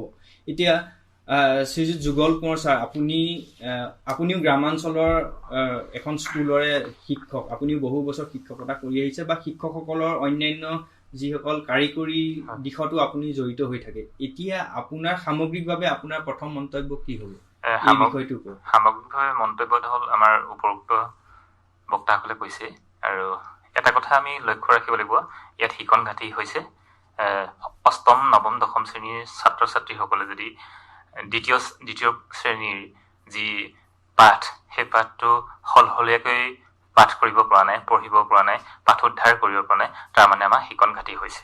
গতিকে আমাৰ এই শিকন ঘাটিসমূহ আমি পূৰাব লাগিব। প্ৰথম কথা, মোৰ এইটোৱে প্ৰথম প্ৰতিক্ৰিয়া। হয়, এতিয়া আপুনি যিহেতু শিক্ষকসকলৰ সৈতে প্ৰায় জড়িত, বিভিন্ন প্ৰশিক্ষণৰ সৈতে জড়িত হৈ থাকে, আৰু এতিয়া প্ৰথমতে আপোনাক জানিব বিচাৰিছোঁ, যিটো এটা মানে বিয়ণ্ড দ্য বেচিক, ৰিপৰ্টটোৰ নামটো দিছে যে বিয়ণ্ড দ্য বেচিক। এতিয়া যদি 9th ষ্টেণ্ডাৰ্ডৰ বা নৱম শ্ৰেণীৰ বা দশম শ্ৰেণীৰ এজন ছাত্ৰ বা ছাত্ৰীয়ে বা এগৰাকী ল'ৰা বা ছোৱালীয়ে যদি প্ৰথম শ্ৰেণী বা দ্বিতীয় শ্ৰেণী পৰ্যায়ৰ পাঠ এটা পঢ়িব পৰা নাই, বা এৰিথমেটিক যিটো অংকৰ জ্ঞান বা সময়ৰ যিটো গণনা, সেইবিলাক যদি কৰিব পৰা নাই, বহুতে পাৰিছে, 25% পৰা নাই, সেই 25% লৈ পেলাই আমি এতিয়া চিন্তা কৰিছোঁ। এতিয়া সেইটোৱে ভৱিষ্যতত তেওঁলোকৰ ক্ষেত্ৰত, তেওঁলোকৰ যিটো উত্তৰণৰ ক্ষেত্ৰত বা ভৱিষ্যতে এটা সুযোগ এটা লাভ কৰাৰ ক্ষেত্ৰত তেওঁলোকক ক'ত বাধা দিব পাৰে, কি বুলি ভাবে আপুনি? এইটো আচলতে আমাৰ চৰ্দাৰ ভূপেন্দ্ৰজ্যোতি সন্দিকৈ কোৱাৰ দৰে আমি তেখেতসকলৰ যিটো আমি প্ৰাক স্কুলীয়া যিটো শিক্ষা, সেই প্ৰাক স্কুলীয়া শিক্ষাৰ যদি যথোপযুক্ত নহয়, তেতিয়াহ'লে আমি এই যিটো দক্ষতা, এই দক্ষতা পঠনে হওক বা লিখনে হওক, শ্ৰৱণে হওক, তেখেতসকলে আহৰণ কৰিব নোৱাৰিব। গতিকে আমি এই পৰিয়ালৰ যি পটভূমি, এই ভূমিকা, সেই ভূমিকাটো কিন্তু সবল হ'ব লাগিব। আৰু এই প্ৰাথমিক পৰ্যায়ত, বুনিয়াদী পৰ্যায়ত ইয়াৰ যিটো যথোপযুক্ত ব্যৱহাৰ হ'ব লাগিব। আৰু তেতিয়াই আমি কৈছে বুনিয়াদী যিটো সাক্ষৰতা, এই বুনিয়াদী সাক্ষৰতাক, দক্ষতাটোক, যিসমূহ আউটকাম, অৰ্হতা তেখেতসকলে আহৰণ কৰিব পাৰিব। অন্যথা কিন্তু আমি তেখেতসকলে ভৱিষ্যত সময়ত তেখেতসকলে সাংঘাতিক সমস্যাৰ সন্মুখীন হ'ব। যিহেতু আৰু আমি এটা কথা লক্ষ্য ৰাখিছোঁ, তেখেতসকলে বৰ্ণ চিনাক্ত কৰিব পৰা নাই। অষ্টম নৱম শ্ৰেণীৰ ছাত্ৰ ছাত্ৰীসকলে বৰ্ণ চিনাক্ত কৰিব পৰা নাই, সেইটো আটাইতকৈ উদ্বেগজনক কথা। গতিকে আমি প্ৰাৰম্ভিক পৰ্যায়ত যেতিয়া আমি প্ৰাথমিক পৰ্যায় আৰু প্ৰাক প্ৰাথমিক পৰ্যায়ত আমি সেই কথাখিনি কিন্তু লক্ষ্য ৰাখিব লাগিব। বিশেষকৈ আমাৰ শিক্ষক শিক্ষয়িত্ৰীসকল হওক, অভিভাৱকসকল হওক, স্থানীয় কৰ্তৃপক্ষ হওক, বা আমাৰ সমাজ সচেতন ব্যক্তিসকলে, শিক্ষাবিদসকলে এই কথাটো কিন্তু বিশেষভাৱে মনোযোগ দিব লাগিব। এইখিনি আৰু এটা কথা আছে, মানে কি আমাৰ কিছুমান ব্যৱস্থা, আগতে আমি যেতিয়া সৰুতে পঢ়িছিলোঁ আমি ফেইল কৰোঁ, 2 বছৰ এটা ক্লাছত পঢ়োঁ, কেতিয়াবা 3 বছৰ এটা ক্লাছত পঢ়োঁ, কিন্তু এতিয়া মানে ফেইল কৰাব নোৱাৰে। আপ টু মানে ৰাইট টু এডুকেশ্যন 14 yearsলৈকে পাছ কৰাবই লাগিব। আনকি হায়াৰ ছেকেণ্ডেৰী ফাৰ্ষ্ট ইয়েৰটো মানে কাউন্সিলে এলাৱে কৰি দিয়া নিচিনা। গতিকে এই যে পাছ কৰাব লাগিব, আৰু তাৰপিছত পৰীক্ষাত ফেইল কৰাকেইটা আকৌ স্পেচিয়েলি পঢ়াই কেইদিনমানৰ পিছতে পৰীক্ষা লৈ যে পাছ কৰাব লাগিব, এইটো মানে বহু ক্ষেত্ৰত কি হয় যে পাছ নকৰিলে পাছ কৰাই দিয়ে। এইটো মানে টিচাৰে নিজৰ কাম শেষ কৰি দিয়ে, আৰু পাছ কৰাব লাগে যিহেতু পাছ কৰাই দিয়ে। কিন্তু তেওঁলোকৰ কোৱালিটিটো কিন্তু তেওঁলোকে একচুৱেলি পাছ কৰা নাই। তাৰমানে আচলতে একেবাৰে নোহোৱা নহয়, একেবাৰে আমি নুই কৰিব নোৱাৰো। বহু আমাৰ শিক্ষক শিক্ষয়িত্ৰীসকলো আছে বা স্থানীয় ৰাইজ আছে, যিসকলে যিটো দক্ষতা পাবলৈ পৰ্যায়ক্ৰমে শ্ৰেণী আৰু বয়স অনুপাতে যিটো দক্ষতা আহৰণ কৰিব লাগে, সেই দক্ষতা আহৰণ নকৰাকৈ তেখেতক পৰৱৰ্তী স্তৰলৈ আগবঢ়াই নিয়াৰ এটা ব্যৱস্থা কৰা হয়। গতিকে তাত ঘাটি থাকে, হয়, সেইটো এটা কাৰণ হৈছে। গতিকে আমি এই শিকন ঘাটিসমূহ, বুনিয়াদী সাক্ষৰতা আৰু সাংখ্যিকতাৰ ঘাটিসমূহ কিন্তু প্ৰথম পৰ্যায়ৰ পৰা আমি পূৰ কৰোঁ। আৰু এতিয়া কি হৈছে, নতুনকৈ আমাৰ FLN বুলি বুনিয়াদী সাক্ষৰতা আৰু সাংখ্যিকতাৰ এক মিছন ভাৰত চৰকাৰে প্ৰস্তুত কৰিছে, আৰু ইয়াৰ দ্বাৰা 2026-27 বৰ্ষত এই ঘাটিসমূহ নিৰ্মূল কৰাৰ এটা প্ৰচেষ্টা হাতত লৈছে, মিছন হাতত লৈছে। আৰু এইটো এটা মানে এনেকুৱা, ইয়াৰ প্ৰভাৱটো মানে বহুত সুদূৰ প্ৰসাৰী দেই। আমি এতিয়া কলেজৰ ল'ৰা ছোৱালীক ক্লাছ 11-12 যেতিয়া টেক্সট এটা পঢ়িবলৈ দিওঁ, টেক্সটটো তেওঁলোকে পঢ়িব নোৱাৰে। এতিয়া পলিটিকেল চায়েন্সৰ ৰাজনীতি বিজ্ঞানৰ যদি এটা পাঠ পঢ়িবলৈ দিওঁ, তেওঁলোকে যদি আখৰ ভালকে নাজানে, চেণ্টেন্সটো তাৰ যদি তাৰ প্ৰকাশ কি কৰিব বিচাৰিছে যদি নাজানে, ৰাষ্ট্ৰপতি ক্ষমতাৰ কথাই যদি পঢ়িবলৈ দিওঁ, প্ৰধানমন্ত্ৰী ক্ষমতাৰ কাৰ্যাৱলীৰ কথাই যদি ল'ৰাটোক পঢ়িবলৈ দিওঁ, তাৰ ৰিডিং স্কিল নাই। সি পাঠটো যদি ঠিকমতে পঢ়িব নোৱাৰে, সেই ৰাষ্ট্ৰপতি ক্ষমতাৰ তাৰ কাৰ্যাৱলী বা ৰাজ্যপালৰ ক্ষমতা কাৰ্যাৱলী সি মগজুত কেনেকে থব নোৱাৰে। সেইটো আৰু এইটো অকল গাঁৱৰে নহয়, আমাৰ স্কুল যিখন আছে চহৰত আছে, আমাৰ এতিয়া নাৰ্চাৰীৰ পৰা কলেজৰলৈকে আছে। চহৰৰ স্কুলৰ ল'ৰা ছোৱালীকো ইংলিছ টেক্সটেই হওক বা আছামিজ টেক্সটেই হওক বা হিন্দীয়ে হওক নোৱাৰে পঢ়িবলৈ। কিয় নোৱাৰিলে? সেই ঘাটি এটা আহি আছে। সেই ঘাটি এটা আহিছে কাৰণে এইটো এটা চিষ্টেমটো চলি গৈছে। গতিকে এতিয়া আমি 11 ক্লাছত 12 ক্লাছত যেতিয়া ল'ৰা ছোৱালীক পাঠ এটা পঢ়িবলৈ দিওঁ টেক্সট, এইটো ইংলিছৰ কথা বা অসমীয়া কথা মই পাঠ্যপুথি সাহিত্যৰ কথা কোৱা নাই, তেওঁ যিটো ছাবজেক্ট পঢ়িছে, ইকনমিক্স পঢ়িছে, ছচিয়লজি পঢ়িছে, এডুকেশ্যন পঢ়িছে, তাৰ পাঠটো তেওঁলোকে যদি চেপ্টাৰকেইটা তেওঁলোকে ভালকে পঢ়িব নোৱাৰিলে, তেওঁলোকে কেনেকে সেই চেপ্টাৰটোৰ ওপৰত পাছ কৰিব বা তেওঁ 8 নম্বৰ বা 10 নম্বৰ এটা পেছেজ লিখি তেওঁলোকে নম্বৰ পাব? এটা সমস্যা এইটো। এতিয়া সেই ঘাটিটো যিটো থাকি গ'ল, এতিয়া দ্বিতীয় শ্ৰেণী তৃতীয় শ্ৰেণীৰ পৰ্যায়ত যিখিনি শিক্ষা আহৰণ কৰিবলগীয়া আছিলে, সেইটো শিক্ষা তেওঁ নৱম শ্ৰেণী দশম শ্ৰেণীটো শিক্ষাটো আহৰণ কৰিব নোৱাৰিলে। সেইটো ঘাটিটোতো থাকি গ'ল। সেই ঘাটিটোতো তেওঁ বাঢ়ি গৈ থাকিব, কাৰণ বাকী সময়ছোৱাতোতো তেওঁ তাতকৈ আৰু বেছি কথা শিকিবলগীয়া আছিলে। এতিয়া সেই ঘাটি পূৰণ কৰি তেওঁ জীৱনটো এটা ঘাটিৰ মাজতে যাব লাগিব। আৰু আমাৰ কোৱা হৈছে যে এতিয়া যিটো নিউ এডুকেশ্যন পলিচিত কোৱা হৈছে যে ভাৰতীয় স্কুলীয়া শিক্ষা 3টা স্তৰত শৈক্ষিক গাঁথনিৰ কথা কোৱা হৈছে নিউ এডুকেশ্যন পলিচিত। মাধ্যমিক স্তৰটোত 14 পৰা 18 বছৰ বয়সক সামৰি লোৱাৰ কথা কোৱা হৈছে, আৰু এই বয়সত মাল্টি ডিচিপ্লিনেৰী এডুকেশ্যন আৰু লাইফ স্কিল আৰ্জন কৰাৰ ওপৰত গুৰুত্ব আৰোপ কৰা হৈছে। কাৰণ সেই 14 পৰা 18 বছৰ বয়সটোতো হৈছে প্ৰডাক্টিভ এজ, আৰু সেইটোত যদি মাল্টি ডিচিপ্লিনেৰী মানে বহু বিভিন্ন ধৰণৰ স্কিল বা লাইফ স্কিল যদি আৰ্জন কৰিব নোৱাৰে, তেতিয়া হয়তো তেওঁ ভৱিষ্যতে গৈ পেলাই তেওঁ এটা প্ৰডাক্টিভ এজন মানুহ হৈ পেলাই বা সমাজৰ কাৰণে তেওঁ কিবা এটা অৰিহণা যোগাব পাৰিব, সেইটো মানে আমি আশা কৰিব নোৱাৰোঁ। আৰু আল্টিমেটলি গৈ তেওঁ এজন আনএমপ্লয়মেণ্টত তেওঁহে অৰিহণাহে যোগাব। এতিয়া যিটো মাল্টি ডিচিপ্লিনেৰী এডুকেশ্যন আৰু লাইফ স্কিলৰ কথা কোৱা হৈছে, এতিয়া পঢ়িব পৰাটো এটা লাইফ স্কিলেই, অংক কৰিব পৰাটো এটা লাইফ স্কিল, সময়ৰ ব্যৱধানটো কৰিব পৰাটো এটা লাইফ স্কিল, ওজন কেইটামান জুখিব পৰাটো লাইফ স্কিল। এতিয়া সেই মিনিমাম কথাবিলাকেই এতিয়া আমাৰ বহু সংখ্যকে পৰা নাই। এতিয়া যিটো ষ্টাডিটোত আৰু এটা দিয়া হৈছে যে 14 পৰা 18 বছৰ বয়সৰ ছাত্ৰ ছাত্ৰীৰ মাজত কেৱল মাত্ৰ 43.3% ছাত্ৰ ছাত্ৰীয়েহে তৃতীয় বা চতুৰ্থ শ্ৰেণীৰ পৰ্যায়ৰ তিনিটা অংকৰ এটা সংখ্যাক এটা একক সংখ্যাৰে হৰণ কৰিব পাৰে, অৰ্থাৎ 56.7% নোৱাৰে। আধাতকৈ বেছি সংখ্যক ল'ৰা ছোৱালীয়ে 3টা অংকৰ এটা সংখ্যাক এটা একক সংখ্যাৰে হৰণ কৰিব পৰা নাই। আৰু যেতিয়াই তেওঁ সেই হৰণ অংকটো নোৱাৰিব, তেতিয়াই তেওঁতো এগ্ৰিকালচাৰত বা কৃষি ক্ষেত্ৰতো যদি তেওঁ কাম কৰে, কাইলৈ যদি তেওঁ কিবা আলু 10 কেজিয়ে যদি বিক্ৰী কৰিবলৈ যায়, তেতিয়াতো তেওঁ অসুবিধাৰ সন্মুখীন হ'ব। এতিয়া সেইটো আমি কেনেকে, এতিয়া চিন্তনীয় বিষয়টো হৈছে সেই যিখিনি এই 56 আধা সংখ্যাই নাই কৰা, 56.7% নাই কৰা, তেতিয়া আমি সেইটো কেনেকে তাক মেকআপ কৰিমগে? সেই যিটো ৰিচোৰ্চ ওলাই গৈছে, মানে আমি ৰিচোৰ্চ বুলি নকওঁৱে, বা যিখিনি হিউমেন মানে আমাৰ ল'ৰা ছোৱালী ওলাই গৈছে, সেইখিনিয়ে সমাজত কি কণ্ট্ৰিবিউশ্যন দিব বা সমাজে তেওঁলোকৰ পৰা কি পাব? আৰু আল্টিমেটলি মানে সম্পূৰ্ণৰূপেতো সেইটো শিক্ষা ব্যৱস্থাৰ ওপৰতেতো নিৰ্ভৰ কৰিব। যদি সেই শিক্ষাটোৱেই যদি তেওঁলোকে আহৰণ কৰিব নোৱাৰিলে তেওঁলোকৰ নিজৰ বয়স অনুযায়ী, তেতিয়া হ'বগে কি? সেইটোৱে এটা চিন্তনীয় বিষয়। হয়, একেবাৰে সঁচা কথা কৈছে, যিটো আমি উল্লেখ কৰিব লাগিব। সেইকাৰণে আমি যদি এটা কথা আমি লক্ষ্য ৰাখিছোঁ, আপোনালোকে হয়তো দেখিছে যে দৈনন্দিন জীৱনত যিটো বাস্তৱসন্মত ঘটনা বা পৰিঘটনা, সেইসমূহৰ লগত যদি আমি গাণিতিক সংযোগ কৰিব নোৱাৰোঁ, তেতিয়াহ'লে কিন্তু তেখেতসকলৰ যিটো গাণিতিক ধাৰণা, গণিতৰ যি ধাৰণা, সেইখিনি কিন্তু তেখেতসকলৰ ভুল হ'ব। গতিকে আমি বাস্তৱসন্মত আৰু দৈনন্দিন ব্যৱহাৰযুক্ত বস্তুৰ বা সামগ্ৰীৰ সৈতে আমি তেখেতসকলৰ লগত চিনাক্ত কৰিব লাগিব, আৰু গাণিতিক ভাষাৰে তেখেতসকলক আমি আগুৱাই লৈ যাব লাগিব। তেতিয়াহে কিন্তু আমি সফল হ'ব পাৰিম বুলি আমি ভাবোঁ। আপুনি কিবা ক'ব বিচাৰিছে? হয়, আচলতে এইবিলাক যোগ, পূৰণ, হৰণ, বাক্য, শব্দ, এইবিলাক বৰ্ণ, এই গোটেইখিনি বস্তু মানে প্ৰাথমিক বিদ্যালয় পৰ্যায়তে ল'ৰা শিকি ল'ব লাগে। আৰু যদি শিকা নাই তেতিয়াহ'লে নিশ্চয় ক'ৰবাত আমাৰ দুখ আছে, হয়তো বিদ্যাৰ্থীৰ ক্ষেত্ৰত দুখ আছে বা অন্য ক্ষেত্ৰত দুখ আছে বুলি ভাবোঁ মানে। এতিয়া আপুনি বিভিন্ন ধৰণৰ তেনেকুৱা প্ৰত্যাহ্বানৰ কথা কৈছে, বিশেষকৈ চাহ বাগিচা অঞ্চলবিলাক প্ৰত্যাহ্বানৰ কথা ইতিমধ্যে আপুনি বিভিন্ন আমি সদায় এনেধৰণৰ আমি পাই থাকোঁ আৰু আমি সদায় ইয়াক ভাল কৰিবলৈ আমি চেষ্টা কৰি থাকোঁ। এতিয়া আপুনি প্ৰায় 18 বছৰ আপুনি এই বাগান অঞ্চলত আপুনি শিক্ষা আপুনি প্ৰদান কৰিছে, বিভিন্ন স্তৰৰ ল'ৰা ছোৱালী পাৰ হৈ গৈছে, এনেকুৱা স্তৰৰ ল'ৰা ছোৱালীও আপুনি দেখিছে।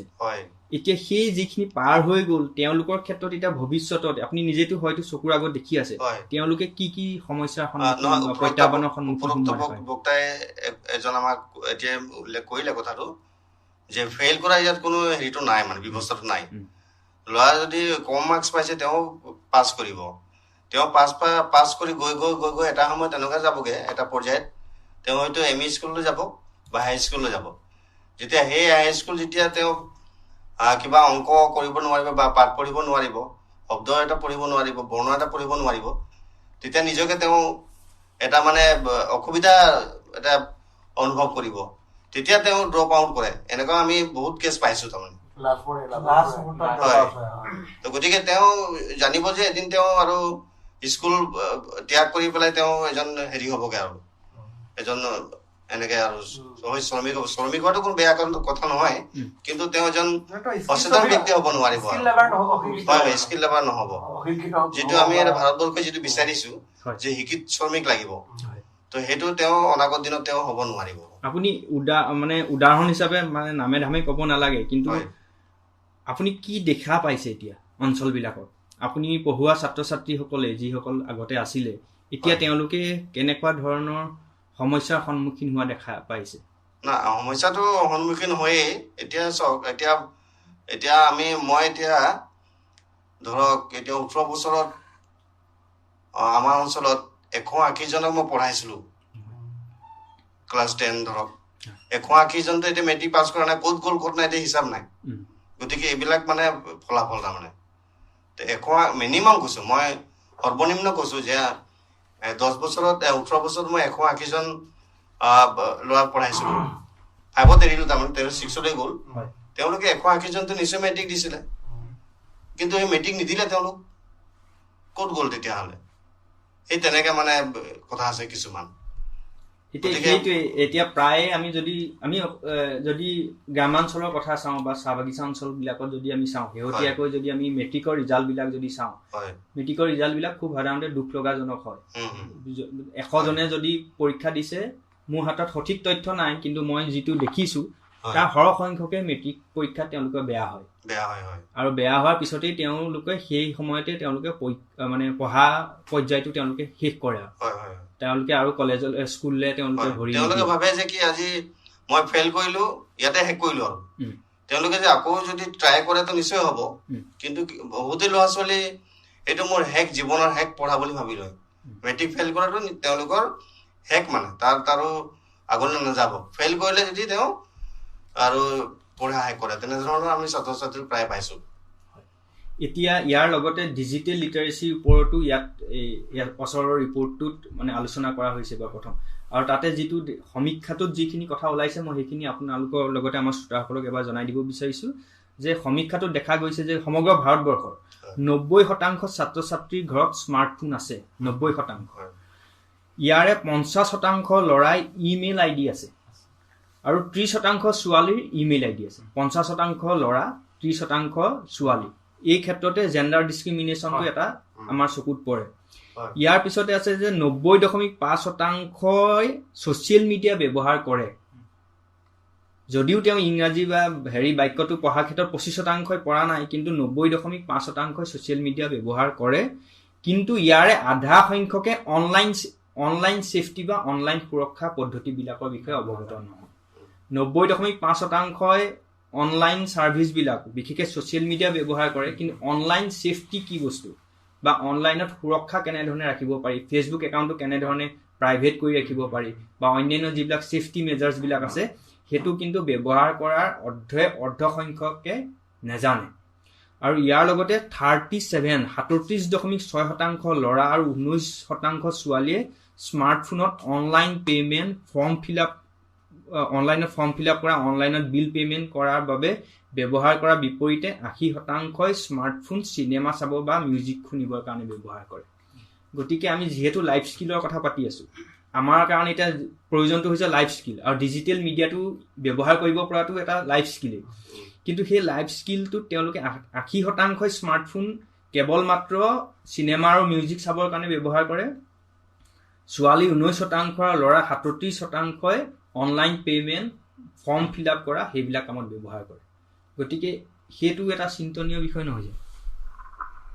হয়, একেবাৰে চিন্তনীয় কথা, আৰু এইটো খুব উদ্বেগজনকভাৱেও বৃদ্ধি পাইছে। আজি কিছুদিনৰ আগতে আমি এক প্ৰশিক্ষণত আমি এজন ব্যক্তিক লগ পাইছিলোঁ। তেখেতে অৱগত কৰিছিলে যিহেতু চাইবাৰ ছিকিউৰিটি এণ্ড ছেফটি সন্দৰ্ভত আমি অৱগত নহয়, আৰু এই সন্দৰ্ভত আমি যদি নিজেও অৱগত নহওঁ বা আমি অভিজ্ঞ নহওঁ, তেতিয়াহ'লে আমাৰ সন্তানসকলক বা আমাৰ ছাত্ৰ ছাত্ৰীসকলক আমি সেই কথাখিনি ক'ব নোৱাৰিম। প্ৰথম কথা, আমি নিজে অভিজ্ঞ হ'ব লাগিব, জানি ল'ব লাগিব, আৰু পৰৱৰ্তীতে আমি ছাত্ৰ ছাত্ৰীক অৱগত কৰিব লাগিব।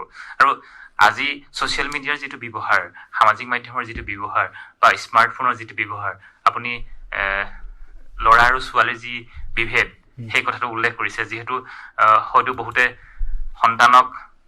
ল'ৰা সন্তানক হয়তো তেখেতে স্মাৰ্টফোনটো আগবঢ়াইছে, কন্যা সন্তানগৰাকীক তেখেতে কিন্তু স্মাৰ্টফোনটো আগবঢ়াই দিয়া নাই। এতিয়া স্মাৰ্টফোনটো আজিকালি এইটো প্ৰয়োজনীয় বস্তু, আৰু সেইটো স্কিলৰ ভিতৰতে পৰে। কাৰণ যদি স্মাৰ্টফোনটো তেওঁ সঠিকভাৱে ব্যৱহাৰ কৰিব পাৰে, তেতিয়া ক'ত চাকৰি ওলাইছে, কেনেধৰণে এপ্লাই কৰিম, ক'ত পঢ়িব পাৰিম, কেনেধৰণে ক'ত এপ্লাই কৰিব পাৰিম, সেইখিনি আজিকালি স্মাৰ্টফোন বা অনলাইনৰ জৰিয়তে ঘৰতে বহি পেলাই গম পাব পাৰি। কিন্তু ছোৱালীৰ যদি 30%হে ইমেইল ID আছে, তেন্তে তেওঁলোকে, আৰু ল'ৰাৰ ক্ষেত্ৰত 50%, তেতিয়া তাত সেই ডিছক্ৰিমিনেশ্যনটোৱে ল'ৰা ছোৱালীবিলাকক আৰু পিছলৈ লৈ আহিব নে নাহিব বাৰু? যদি আমি সেই মেইলটো বা আমি ছ'চিয়েল মিডিয়াটো যদি শুদ্ধভাৱে আপুনি কোৱাৰ দৰে আমি যদি ভাল পথত ব্যৱহাৰ কৰিছে, নিশ্চয় ভাল হ'ব। আৰু যদি 30% ছোৱালীয়ে ব্যৱহাৰ কৰিছে, আৰু সেই 30% যদি সৎ ব্যৱহাৰ কৰিছে, তেতিয়াহ'লে কিন্তু ইমেইল আইডিটোৰ কথা কৈছে। ইমেইল আইডিটো আজিকালি একেবাৰে প্ৰয়োজন। আজিকালি সকলোৰে কাৰণে এটা ইমেইল ID লাগে। এতিয়া ল'ৰাৰ ক্ষেত্ৰত 50% ল'ৰাৰ ইমেইল ID আছে, কিন্তু 30% ছোৱালীৰহে ইমেইল ID আছে। তাৰমানে তেওঁলোকে হয়তো স্মাৰ্টফোন ব্যৱহাৰ কৰা বা ছোৱালীসকলক সেই ইমেইল ID কেনেকৈ ব্যৱহাৰ কৰিব লাগে বা তাহাঁতৰ কাৰণে প্ৰয়োজন, ছোৱালীবিলাকে হয়তো ভবাই নাই যে আমাৰ কাৰণে ইমেইল ID এটা প্ৰয়োজন আছে, যিটো ল'ৰাই হয়তো ভাবিছে। আৰু সেইটো ভবাই তুলিব পৰাকৈ হয়তো তেওঁলোকক সেইখিনি সুবিধাও দিয়া হোৱা নাই চাগে। তেনেকুৱা আছে। আৰু এই আমি স্মাৰ্টফোন ব্যৱহাৰ কৰোঁতে আমি এটা কথা লক্ষ্য ৰাখিব লাগে, বিশেষকৈ আমাৰ জ্যেষ্ঠসকলৰ তত্বাৱধানত কিন্তু আমি নিৰীক্ষণ কৰিব লাগে। এতিয়া জ্যেষ্ঠসকলেওতো অনলাইন ছেফটিৰ কথা বহুতে নাজানে। হয়, কিন্তু আমি ধৰক তেখেতৰ অভিভাৱকসকলে যদি ঘৰত পঢ়ি আছে, অনলাইন ক্লাছে কৰি আছে, সেই সময়ত যদি কাষত বহি থাকে, কি ক্লাছ কৰিছে অন্তত যদি নিৰীক্ষণ কৰি থাকে, একেবাৰে নিৰক্ষৰ হ'লেও তেখেতে গম পাব। যদি তেখেতৰ সন্তানে যদি কোনোবা বেয়া ছাইডত গুচি গৈছে, তেতিয়া কিন্তু তেখেতে নিশ্চয় দেখি পাব। গতিকে আমি সেই নিৰীক্ষণটো কিন্তু লক্ষ্য ৰাখিব লাগিব, নহ'লে কিন্তু আমি বহু ছাত্ৰ ছাত্ৰী কি হৈছে বিপৰীতমুখী হৈ গৈছে। আৰু অলপতে এটা আমাৰ ঘটনা আমাৰ চকুৰ আগত আহিছিলে। তেখেতসকলৰ দেউতাক চাকৰি কৰে, কিন্তু বিশেষ সময় নোহোৱাত তেখেতৰ স্মাৰ্টফোনটো থৈ দিছে আৰু ATMও থৈ দিয়ে, আৰু তেখেতে অনলাইন গেম খেলি দেউতাকৰ প্ৰায় 3 লাখ মান টকা তেখেতে জুৱাইছিলে। আৰু যেতিয়া তেখেতে বেংকত ব্ৰাঞ্চত গৈছিলে, তেখেতৰ যি 3 লাখ টকা কাটিলে, তেতিয়া ব্ৰাঞ্চে কৈছে এইটো আপুনি অনলাইন পে'মেণ্ট কৰিছে। যেতিয়া খুচৰি চালে, তেতিয়া কি হৈছে, এই যিটো মানে ব্যৱহাৰ অনলাইন পে'মেণ্ট মানে গেম খেলি এই ব্যৱহাৰ কৰাৰ কথা পোহৰ লাগিছে। আৰু পৰৱৰ্তী সময়ত তেখেতে কৈছে নিজে তত্বাৱধানত চাইছে, আৰু তেতিয়া কৈছে মোবাইলটো থৈ দিয়ে, ব্যৱহাৰ কৰা কোনো কথা নাই, আৰু কি ব্যৱহাৰ কৰিছা মোক পৰৱৰ্তী সময়ত তুমি মোক ক'ব লাগিব। সেই ধৰণে কোৱাৰ পিছত বৰ্তমান কিন্তু সেই যিগৰাকী ছাত্ৰ কিছু মানে সুস্থিৰ পথলৈ আগবাঢ়িছে। ফোন এটা আহিছে, আমি ফোনটো ধৰিলোঁ। হেল্ল'। হেল্ল', নমস্কাৰ। হয়, নমস্কাৰ বাইদেউ, আপোনাৰ প্ৰথমে পৰিচয়টো জনাব। মই ময়ূৰী চক্ৰৱৰ্তী কৈছিলোঁ, দুৰ্গানাৰ পৰা। হয়, আজি অনুষ্ঠানটো আপুনি নিশ্চয় শুনি আছে। শুনি আছে। মই আজি উপস্থিত সকলো ছাৰক মই প্ৰণাম জনাই। হয়, ধন্যবাদ। আৰু আপুনি কি মতামত আগবঢ়াব বিচাৰিছে আজি এই বিষয়টোক লৈ? আজি বিষয়টো লৈ আমি অনুষ্ঠানলৈ ছাৰে ক'লে যে কথাবিলাক এতিয়া ভালেই লাগিছে, জানিব পাৰিছো। আৰু যিটো আমাৰ মই ক'ব বিচাৰিছো মানে আমাৰ যিটো মাতৃভাষা, এতিয়া বেছিভাগ মানুহে ইংলিছ মিডিয়ামতে পঢ়া-শুনা কৰাই আছে শিশুসকলক। এই মানে মাতৃভাষা যিটোৱে হওক নহওক, বা অসমীয়া হওক বা বাংলা বা হিন্দী, এইটো মানে কথা ঘৰতো কেতিয়াবা ঘৰত আমি মা দেউতাসকলে ঘৰতো শিশুসকলৰ লগত মানে এই ইংৰাজী ধৰক পানীৰ বটলটো আনা ক'লে এইটো মানে ইংৰাজীতে কয় মানে শিশুসকলক। এইটো মই ভাবো এইটো কৰিব নালাগে। অভিভাৱকসকলে শিশুৰ লগত সদায় মাতৃভাষাত যদি কথা পাতে তেতিয়াহ'লে শিশুসকলে মাতৃভাষাত বুজি পাব। এতিয়া বহু এইবিলাক শিশুৱে মাতৃভাষা এইটো ইংলিছত এইটো কয়, কিন্তু নিজৰ মাতৃভাষাত কি কয় এইটো নাজানে। এইটো মানে মই ভাবো যদি অভিভাৱকসকলে মানে আমাক শিকায় শিশুসকলক মাতৃভাষাটো। আৰু আমি দেখিছো যে বিভিন্ন ধৰণৰ খুব শিক্ষিত ল'ৰা ছোৱালী, কিন্তু শিক্ষিত হলেও যিটো নেকি ব্যৱহাৰটো অলপ মানে ঠিক নহয়। তাৰ লগত কেনে ব্যৱহাৰ কৰিব লাগিব, বা ৰাস্তাৰ ঘাটতে বয়োজ্যেষ্ঠ সকলক কেনেদৰে ব্যৱহাৰ কৰিব লাগিব, এইটো মানে তেখেতসকলে নাজানে, কিন্তু শিক্ষিত। এইটো মই ক'ব বিচাৰিছো, মাতৃভাষাৰ গুৰুত্ব দিব লাগে। হয়, ধন্যবাদ বাইদেউ, আপুনি আপোনাৰ মতামত প্ৰকাশ কৰাৰ কাৰণে আৰু অনুষ্ঠানটো শুনি থকাৰ কাৰণে আপোনাক ধন্যবাদ জ্ঞাপন কৰিছোঁ। ধন্যবাদ। এয়া আছিলে মৌৰী চক্ৰৱৰ্তী বাইদেউ। বিশেষকৈ বাইদেৱে মাতৃভাষাৰ ওপৰত, শিক্ষাৰ ওপৰত গুৰুত্ব আৰোপ কৰাৰ লগতে বিশেষকৈ আমাৰ যিবিলাক সম্বন্ধবিলাক, আমি যদি নিজৰ মাতৃভাষাত সম্বন্ধবিলাকৰ বিষয়ে কওঁ, তেতিয়া যদি ল'ৰা ছোৱালীক অভিভাৱকে শিকায়, তেতিয়া ল'ৰা ছোৱালীৰ ক্ষেত্ৰত বিশেষকৈ ভৱিষ্যতে সেইবিলাক সহায় হ'ব বুলি তেওঁলোকে কৈছে। আৰু এতিয়া ভূষণজ্যোতি সন্দিকৈ, আপুনি কি কয়, যিহেতু ডিজিটেল মিডিয়াৰ যিটো ব্যৱহাৰৰ কথা ইয়াত প্ৰকাশ পাইছে, সেইটোৰ ওপৰত আপোনাৰ মতামত কি? হয়, এইটো যিটো ডিজিটেল স্কিল, মানে এডুকেশ্যনৰ যিটো স্কিল, দক্ষতা, সেই দক্ষতাটো আচলতে আমি স্মাৰ্টফোন আমি ব্যৱহাৰ কৰিছোঁ, কিন্তু আমি ব্যৱহাৰ কৰাৰ ক্ষেত্ৰত কিন্তু দক্ষ নহয়, আমি অদক্ষভাৱে ব্যৱহাৰ কৰি আছোঁ। 90% মানুহৰ হাতত স্মাৰ্টফোন আছে, কিন্তু 30% মানুহ ব্যৱহাৰ কৰাৰ ক্ষেত্ৰত দক্ষ, বাকীখিনি অদক্ষ। তাৰমানে আমি মেচিন এটা তাৰ গোটেই কাৰুকাৰ্য নজনাকে চলাই আছো, আৰু সেইকাৰণে আমাৰ সমাজৰ কাৰণে এইটো ভয়াৱহ হৈছে। সেইটো হৈছে প্ৰথম কথা। এতিয়া এইটো কি কৰিব লাগিব এতিয়া আমি এইটোতো সমাজখনেই কৰিব লাগিব, ঠিক, বা চৰকাৰে কৰিব লাগিব, প্ৰশাসনে কৰিব লাগিব, যিহেতু ৰাষ্ট্ৰৰ কৰ্তব্য মানুহখিনিক শিক্ষিত কৰা। এই বেচিক এডুকেশ্যন দিয়াটো হৈছে চৰকাৰৰ কৰ্তব্য। আমি কি কৰোঁ, চৰকাৰে আমাৰ কিছুমান জনহিতাৰ্থে বিজ্ঞাপন প্ৰচাৰ কৰে, হাত ধুই ভাত খাব লাগে, হাত মুখ ধুব লাগে। আমি কভিডৰ সময়ত আমাক মানুহ কিমান শিক্ষিত কৰিলে, হাত ধুই যে ভাত খাব লাগে এই কথাটো বহুতে জনাই নাছিলে। কভিডৰ সময়ত 7% মানুহে হাত ধুই ভাত খাবলৈ শিকিলে, মাস্ক মৰাৰ কথাটো জনা নাছিলে, বা পলিউশ্যন কি বস্তু জনা নাছিলে। এই কথাবোৰ গোটেইবোৰ এটা মানুহক যে 90% শিক্ষিত হ'ল, বহু ক্ষেত্ৰত আমাৰ এইটো আমাৰ চেনিটেশ্যনৰ ক্ষেত্ৰত, চাফ চিকুণতাৰ ক্ষেত্ৰত যে 90% মানুহ শিক্ষিত হ'ল চৰকাৰী প্ৰচেষ্টাত, এইটো জনহিতাৰ্থে প্ৰচাৰ কৰা বিজ্ঞাপনত। আমি স্মাৰ্টফোনটো ব্যৱহাৰ কৰিছোঁ, চৰকাৰে কিছুমান স্পেচিয়েল প্ৰগ্ৰেম, যেনেকে আমাৰ পৰিয়াল পৰিকল্পনাৰ কাৰণে চৰকাৰে কিছুমান কেপচুল দি প্ৰগ্ৰাম বনায়, বা বিদ্যাৰ্থী অনুষ্ঠান দিয়ে ৰেডিঅ'ত, বা আমাৰ কিছুমান স্পেচিয়েল প্ৰগ্ৰাম কিছুমান আছে চৰকাৰে স্পনচৰ কৰি প্ৰচাৰ কৰে, বেমাৰৰ ক্ষেত্ৰতে হওক, শিক্ষাৰ ক্ষেত্ৰতে হওক, বা চাফ চিকুণতাৰ ক্ষেত্ৰতে হওক। এনেকুৱা ডিজিটেল লিটাৰেচিৰ কাৰণে চৰকাৰে স্পেচিয়েল প্ৰগ্ৰাম কৰিব লাগিব, যে কেনেকে ছেফটি হ'ব।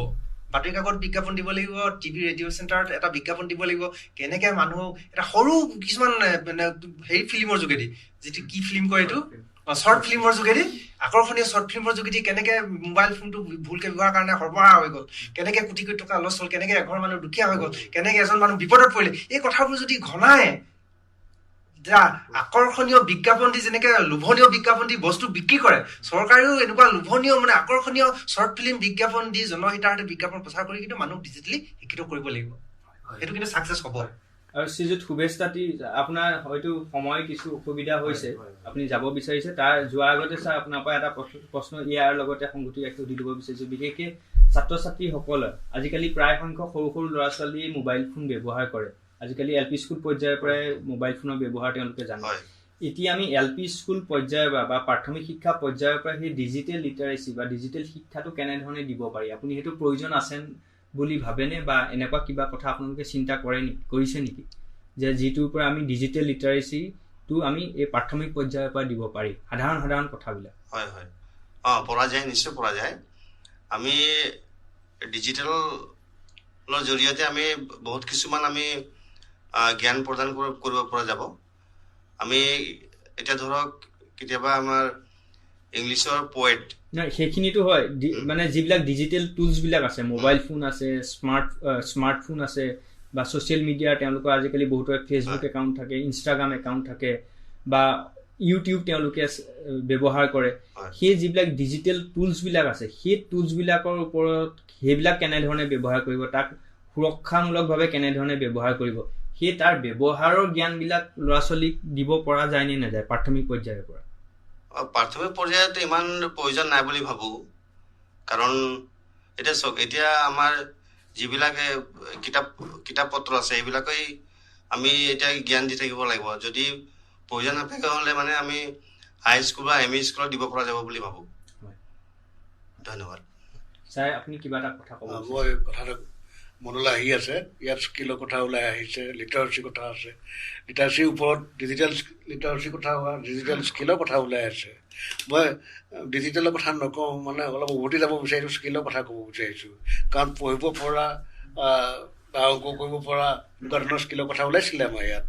সেইকাৰণে মই মানে অকণমান ঘূৰি গৈছোঁ যে এইবিলাক কথা, স্কিলটো একচুৱেলি বহুত দৰকাৰী ল'ৰা ছোৱালীৰ কাৰণে, উঠি অহা এইটো স্কুলীয়া ল'ৰা ছোৱালীৰ কাৰণে। যিটো বিষয়ৰ কথা বেছিকৈ চিন্তা কৰি থকা হৈছে যে ফকৰা যোজনা আছে যে নাইপু লনি নাইপু ধনী, নাইপু মুখে নাইপু গোফে। ইয়াৰ অৰ্থ আছে, আমি দেউতাহঁতক সুধিছিলোঁ ইয়াৰ মানে কিনো। শুন, ধুনীয়াকৈ কৈছোঁ। গতিকে মোক আচলতে আমি ক'ব বিচাৰিছোঁ, শ্ৰোতাজক ক'ব বিচাৰিছোঁ, সেইটো চামৰ শ্ৰোতাসকলক জ্ঞাতাৰ্থে হিতাৰ্থে, যে লনি মানে দেখিবলৈ ধুনীয়া হ'লেও কামত আহে, নহ'লে কি কৰি খাবি, ধুনীয়া হ'লেও কামো আছে, তোৰতো ধুনীয়া নহয়। এনেকুৱা ধৰণে ল'ৰা ছোৱালীক ডিছকাৰেজ কৰা যায়। ভালকৈ শিক, তই ধুনীয়া নহয়তো, তই লনি নহয়, নাইপু লনি নাইপু ধনী, তইতো দুখীয়াও নহয়, তইতো দুখীয়া হয়, ধনী নহয় তই। মই নিজেই দুখীয়া, তই কেনেকৈ ধনী হবি? গতিকে তই দুখীয়া মানুহৰ ল'ৰা ছোৱালী যেতিয়া ভালকৈ পঢ়, এইটো জ্ঞান দিয়া যায়। নাইপু মুখে, নাইপু মুখে মানে কথা চলালেও, মোক কথা ক'ব পাৰিলেও মানে তোৰ চলিব পাৰিবি আগলৈ। যেনেকৈ দুষ্ট মানুহবিলাকে বা এনেকুৱা পুলিচৰ মেডিয়েটৰবিলাকে কথা কৈ চলি থাকে, মুখে উকিলে মুখেৰে চলি থাকে ন। গোফৰ কথা কৈ আহিছোঁ। গোফ মানে একদম তিনিআলি মূৰত বহি থাকিলেও, মুঠ পকাই বহি থাকিলেও তাৰ দাম আছে। তাৰ ওচৰলৈ কোনোবা মোকেল আহিব, যিটো ক্লায়েণ্ট বুলি কোৱা হয়, আহিব। গতিকে সি তাৰ পৰাই কমিশ্যন খাই পেলাই চলি থাকিব পাৰিব। গতিকে মই এইবোৰ স্কিলৰ কথা কৈছোঁ, একচুৱেলি স্কিল, কথা কোৱাৰ স্কিল। গোটেই কথা ক'বলৈও শিকিব লাগিব, লিখিবলৈও শিকিব লাগিব। এই লিখা পঢ়া এইবোৰ একচুৱেলি স্কিল বুলি কোৱা হয়, দক্ষতা বুলি কোৱা হয়, পটুতা বুলি কোৱা হয়, নৈপুণ্যতা বুলি কোৱা হয়, পাগতালি বুলি কোৱা হয়। গতিকে সেই বয়সত সেই যিখিনি কাম কৰিব লাগে, লিখা পঢ়া কামখিনি সময়ত কৰি আহিলে জীৱনটোলৈ মুকলি, সেইটো কথা ক'ব বিচাৰিছোঁ।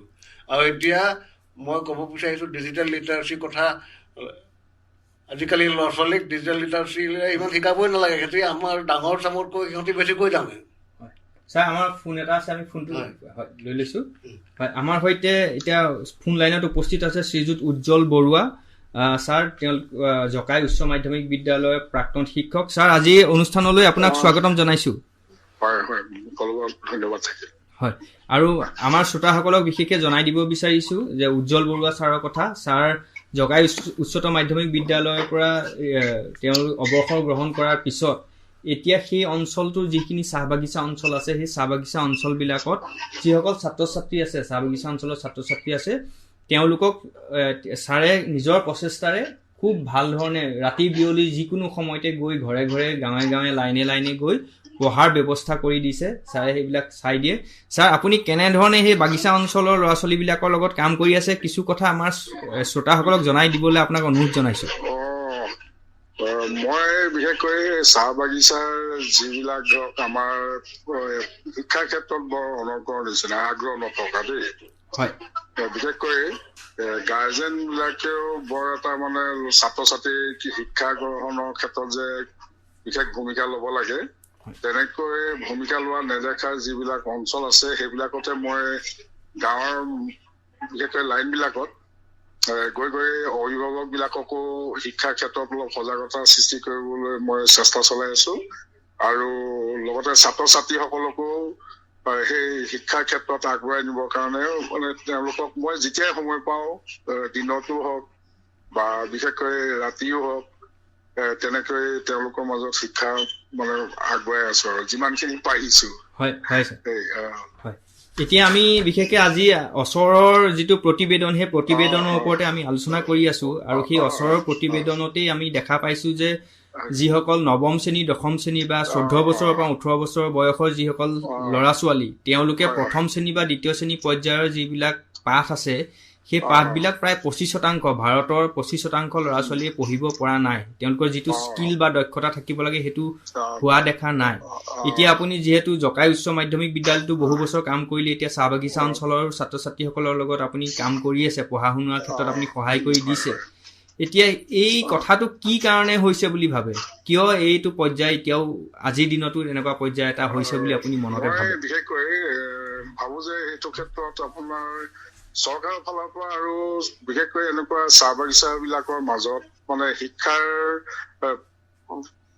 কি কয় প্ৰসাৰতাটো আগবঢ়াবলৈ অলপ সভা সমিতি তেনেকুৱা বিলাক পাতিব লাগে অভিভাৱক বিলাককো আহি সজাগ কৰিব লাগে তেনেকুৱা বিশেষকৈ এটা টিম গঠন কৰি লৈ কিনে তেওঁলোকক মানে স্বেচ্ছাসেৱক হিচাপে নিযুক্তি দি এই কামবিলাক কৰালে মই উপকৃত হ'ব বুলি ভাবিছো দেই মোৰ ফালৰ পৰা হয় এতিয়া প্ৰাথমিক পৰ্যায়ৰ যিটো শিক্ষা সেই প্ৰাথমিক পৰ্যায়ৰ যিটো শিক্ষা সেই শিক্ষাটো সম্পূৰ্ণ নোহোৱাকৈ তেওঁলোক অন্য শ্ৰেণীলৈ যাবলগীয়া হৈছে হয় হয় এতিয়া সেই প্ৰাথমিক পৰ্যায়ৰ শিক্ষাটোক উন্নত কৰিব পৰা কি ব্যৱস্থা আছে বা আমি কি কৰিব লাগে বা ক'ত কেৰুণ থাকি গৈছে বুলি আপুনি ভাবে কেৰুণটো বিশেষকৈ মই ভাবো যে আমাৰ চকদেই মই এনেই যিটো পাইছো চাহ বাগিচাৰ মানুহবিলাক সাধাৰণতে মাক দেউতাক ৰাতিপুৱাই বাগানলৈ গুচি যায় হয় মাক দেউতাক ৰাতিপুৱাই বাগানলৈ গুচি যায় ছাত্ৰ ছাত্ৰী বিলাকক তেনেকে প্ৰাথমিক বিদ্যালয়লৈ যোৱাৰ ক্ষেত্ৰত তেওঁলোকে সা সুবিধা যিখিনি আগবঢ়াব লাগে সেই সা সুবিধাখিনি আগবঢ়াবলৈ সময় নাপায় সুবিধাও নাপায়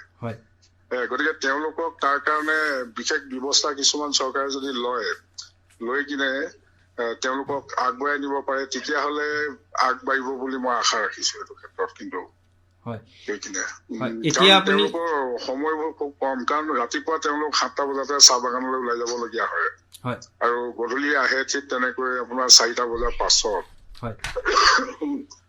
গতিকে তেওঁলোকে ছাত্ৰ ছাত্ৰীক সময় দিব নোৱাৰে যিটো সময়ত ছাত্ৰ ছাত্ৰীক শিক্ষাৰ ক্ষেত্ৰত তেওঁলোকে আগুৱাই নিব লাগে প্ৰথম পৰ্যায়টোতে সেইটো সা সুবিধাখিনি তেওঁলোকে দিবলৈ সুবিধাই নাপায় সেই সুবিধা নোপোৱাৰ দুখতে মই এইখিনি আগবাঢ়িব পৰা নাই বুলি ভাবো আৰু বিশেষকৈ আপুনি সেই অঞ্চলবিলাকতে বিশেষকৈ চাহ বাগিচা বা অন্যান্য গ্ৰামাঞ্চলত আপুনি বিশেষকৈ মেট্ৰিক পৰীক্ষা যিসকলে দিয়ে তেওঁলোকক আপুনি খুব সহায় কৰি দিয়ে আমি নিজে দেখিছোঁ আপুনি ৰাতি বিয়লি গৈ তেওঁলোকক হেৰি কৰি দিয়ে এতিয়া সেই অঞ্চলবিলাকত আপুনি মেট্ৰিকৰ ফলাফলটো কেনেকুৱা দেখা পাইছে মেট্ৰিকৰ ফলাফল গাঁও অঞ্চলবিলাকত প্ৰায় ভালেই হয় দেই হয় এনেই ৰিজাল্টৰ ক্ষেত্ৰত কিন্তু গাঁও অঞ্চলবিলাকৰ ৰিজাল্ট ভালেই হয় আপোনাৰ ডিষ্টিংশ্যনলৈকে পাইছে ধৰক মই যিবিলাক ল'ৰা ছোৱালীৰ লগত লাগি থাকো ষ্টাৰ মাৰ্কো পায় আৰু ফাৰ্ষ্ট ডিভিজনো যাব পৰাকৈ মানে তেওঁলোক আগবাঢ়িব পাৰে আৰু মই এই ধৰণৰ কৰি পোৱা মানে প্ৰথম কথাটো হ'ল আপোনাৰ এই ছাত্ৰ ছাত্ৰীবিলাকৰ মাজতো শিক্ষাৰ সজাগতাটো বৃদ্ধি কৰিবৰ কাৰণেহে মই আচলতে চেষ্টা চলাই আছো তাৰমানে শিক্ষা ললে কি হয় কি নহয় সিহঁতক সেই শিক্ষাখিনিও দি থকা হয় এইটো ক্ষেত্ৰত মানে গাঁও অঞ্চল বিলাকত যথেষ্ট ভাল বুলিয়ে ক'ব লাগিব ফলাফলবোৰ আৰু চাহ বাগিচা বিলাকতহে খালি ইয়াৰ ফলাফলটো খুব মানে দুখ লগা আৰু কি কাৰণে হৈ যায় কোনবিলাক বিষয়ত তেওঁলোকে চেলেঞ্জ পায় কোনবিলাক বিষয়ত তেওঁলোক বিশেষকৈ এতিয়া মই ক'লো নহয় আপোনাৰ চাহ বাগিচা বিলাকৰ আৰু চাহ বাগিচাবিলাকত সাধাৰণতে ল'ৰা ছোৱালীবিলাকৰ পঢ়াৰ সময়টো খুব কম হয়। গধূলি সিহঁতি খুব বেছি 7টামান বজাতে হোৱা অৱস্থাটো মই পাওঁ কেতিয়াবা দেই। গতিকে স্কুলৰ পৰা যিবিলাক স্কুললৈ আহে, স্কুললৈ গৈ তেওঁলোকে পঢ়াৰ সময়টো যদি 2 ঘণ্টা 3 ঘণ্টাও দিব নোৱাৰে, তেতিয়াহ'লে তেওঁলোকৰ পঢ়া ফলাফলটো কেতিয়াও ভাল হ'ব নোৱাৰিবই। আৰু ৰাতিপুৱা আকৌ তেওঁলোক স্কুললৈ যাবলগীয়াই হয়। গতিকে ৰাতিপুৱা সেই স্কুললৈ যোৱাৰ কাৰণেও তেওঁলোকৰ পঢ়াৰ সময়টো নাপায়। আৰু গাৰ্জেন বিলাককো এইটো যদি সুধো মই, তেতিয়া কয় ছাৰ শুই থাকিলে আৰু এতিয়া আমি ক'লেও নুশুনে, তেনেকে বুলিয়ে জনায়। আৰু গাৰ্জেন খিনিও ধৰক আপোনাৰ দিনৰ দিনটো পৰিশ্ৰম কৰে, গতিকে তেওঁলোকেও ছাত্ৰ ছাত্ৰীক নিশা অলপ সময় দিয়াত অসুবিধা পায়। তেনেকুৱা কিছুমান সমস্যা আছে, বিশেষকৈ এই চাহ বাগান বিলাকৰ। আৰু লগতে ছাৰ আৰু এটা কথা সুধিব বিচাৰিছো, বিশেষকৈ ভকেচনেল ট্ৰেইনিঙৰ কথাটো। বিশেষকৈ ভকেচনেল ট্ৰেইনিং, অন্যান্য যিবিলাক কাৰিকৰী শিক্ষা আছে, সেই কাৰিকৰী শিক্ষাৰ ক্ষেত্ৰতো এতিয়া যিটো সমীক্ষা, সেই সমীক্ষাটো দেখা পোৱা গৈছে যে কেৱল মাত্ৰ 5.6% 14 পৰা 18 বছৰ বয়সৰ 5.6% ল'ৰা ছোৱালীয়েহে ভকেচনেল ট্ৰেইনিং পাইছে। এতিয়া সেইটো বয়সত এতিয়া ভকেচনেল ট্ৰেইনিং, আপুনি এতিয়া যিহেতু আমাৰ বহুত ল'ৰা ছোৱালীয়ে মেট্ৰিকত মানে হয়তো ভাল ফল নকৰাৰ ফলত তেওঁলোক স্কুল ড্ৰপ আউট হয় বা সেই পৰ্যায়তে তেওঁলোকে স্কুলবিলাক এৰি দিয়ে। এতিয়া সেইটো সময়ত, সেইটো বয়সত তেওঁলোকক যদি কিছুমান ভকেচনেল ট্ৰেইনিং দিয়া যায়, তেতিয়া তেওঁলোকে পিছত হাতে কামে কৰি খাব পৰা এটা পৰ্যায় পায়গে। এতিয়া আপুনি যিবিলাক অঞ্চলত কাম কৰি আছে, ল'ৰা ছোৱালীবিলাকক সহায় কৰি আছে, তাহাঁতৰ মাজত ভকেচনেল ট্ৰেইনিং আপুনি কি দেখা পাইছে? ভকেচনেল ট্ৰেইনিংটো দিয়াত মানে আচলতে আমি কি ছাত্ৰ ছাত্ৰীবিলাকক বিচাৰ কৰাটোত অকণমান খেলি মেলি হয় বুলি ভাবোতে মই। ধৰক ছাত্ৰ ছাত্ৰীবিলাকৰ যাৰ যিটোৰ প্ৰতি আগ্ৰহ, সেই আগ্ৰহ মতে যদি আমি দিব পাৰো, তেতিয়াহ'লে তেওঁলোক সেইটোত সফল হ'ব বুলি ভাবো। আৰু দ্বিতীয় কথা হ'ল, তেওঁলোকৰ আৰ্থিক অৱস্থাটো বৰ ভাল নহয়, গতিকে তেওঁলোকে হাতে কামে কিবা এটা শিকাৰ পাছতো তাৰ কাৰণে ধৰক কিবা এটা সংস্থাপনৰ পথ উলিয়াই ল'বলৈ তেওঁলোকে দোকান এখনকে ধৰক খুলিলে, চাইকেল বনাবলৈকে শিকিলে, কিন্তু চাইকেল বনোৱা যিখিনি সা সৰঞ্জাম, এই সা সৰঞ্জাম খিনি তেওঁলোকৰ কিনাৰ কাৰণে অসুবিধা হয়। তেনেকুৱা কিছুমান সমস্যা আছে। ধন্যবাদ জনাইছো ছাৰ, আপুনি কেইবাটাও গুৰুত্বপূৰ্ণ কথা ক'লে, আৰু আপোনাৰ সৈতে আমি আৰু কথা আলোচনা কৰাৰ সুযোগ আমি বিচাৰিম। আপোনাক আজি যিহেতু ফোন যোগে যোগাযোগ কৰিছো, পিছৰ পৰ্যায়ত আপোনাৰ সময় সুবিধা মিলাই আমি ষ্টুডিঅ'লৈ আপোনাক আমন্ত্ৰণ কৰি সেইবিলাক কথা আৰু বিশদভাৱে আলোচনা কৰাৰ আমি চেষ্টা কৰিম ছাৰ। ছাৰ ধন্যবাদ জনাইছো ছাৰ আপোনাক আজি অনুষ্ঠানত অংশগ্ৰহণ কৰাৰ কাৰণে। ঠিক আছে। ছাৰে বিশেষকৈ উজ্জ্বল বৰুৱা ছাৰে বিশেষকৈ তেওঁ এতিয়া ৰিটায়াৰমেণ্টৰ পিছত গাঁও অঞ্চলত এতিয়া প্ৰায় জকাই অঞ্চলৰ যিখিনি চেঁচা চাহ বাগিচা বা অন্যান্য তেনেকুৱা ভিতৰুৱা অঞ্চলবিলাকত ছাত্ৰ ছাত্ৰীসকলক খুব পঢ়া শুনাৰ ক্ষেত্ৰত ৰাতি 8টা 9টা বজা 10টা বজালৈকে থাকি ল'ৰা ছোৱালীবিলাকৰ লগত তেওঁ কাম কৰি আছে। আৰু স্বেচ্ছাসেৱক হিচাপে স্বেচ্ছাই তেওঁ কাম কৰি আছে ল'ৰা ছোৱালীবিলাকক, আৰু তাৰ কাৰণে তেওঁৰ স্বাস্থ্যটো খুব সুন্দৰ ভাল হৈ আছে। এতিয়া ছাৰৰ লগতে যিখিনি কথা আছিল, এতিয়া ভকেচনেল ট্ৰেইনিঙৰ কথা, এতিয়া যিটো সমীক্ষা, সেই সমীক্ষাটোত 5.6% 14 পৰা 18 বছৰ বয়সৰ 5.6% ল'ৰা ছোৱালীহে ভকেচনেল ট্ৰেইনিং লাভ কৰিছে। এতিয়া এই 14 পৰা 18 বছৰৰ যিটো বয়স, সেইটো ট্ৰানজিশ্যন পিৰিয়ড এটা, তাৰ পিছতেই তেওঁ শিক্ষা সাঙুৰ কৰিব পাৰে বা শিক্ষা তেওঁ কণ্টিনিউ ৰাখিব পাৰে। এতিয়া আমাৰ ইয়াত গ্ৰামাঞ্চলত বা আমাৰ বাগিচা অঞ্চলবিলাকত দেখা যায় যে প্ৰায় মেট্ৰিক পৰীক্ষাত বহুত ল'ৰা ছোৱালী পৰীক্ষাটো অসফল হয়, অসফল হোৱাৰ পিছতে তেওঁলোকে পঢ়াটো এৰি দিয়ে। সেই পিৰিয়ডটোতে যদি তেওঁলোকক কিছুমান সৰু সুৰা কাৰিকৰী জ্ঞান দিব পৰা গ'লহেঁতেন, তেতিয়া তেওঁলোকে হয়তো ভৱিষ্যতে গৈ পেলাই তেওঁলোকে কিছুমান কাম কৰিব পাৰিলেহেঁতেন। এতিয়া NEP নিউ এডুকেশ্যন পলিচিটো ভকেচনেল ট্ৰেইনিঙৰ কথা কোৱা হৈছে। এতিয়া সেইটোৰ বিষয়ে আপুনি কি কয়? এতিয়া আপোনালোকৰ স্কুল পৰ্যায়ত বা শিক্ষাগত পৰ্যায়ত তেনেকুৱা কি প্ৰচেষ্টা এতিয়া হাতত লোৱা হৈছে বা পৰিকল্পনা কি কৰা হৈছে আপুনি নিশ্চয় গম পায়। ৰাষ্ট্ৰীয় শিক্ষানীতিৰ অধীনত যিটো আপুনি ক'লে ভকেচনেল ট্ৰেইনিঙৰ কথা, যিটো লাইফ স্কিলৰ জড়িত হৈছে জীৱন ধাৰণৰ যিটো কৌশল, আৰু সেই জীৱন ধাৰণ কৌশল বিকাশৰ বাবে ইতিমধ্যে চৰকাৰে বিভিন্ন ব্যৱস্থা গ্ৰহণ কৰিছে।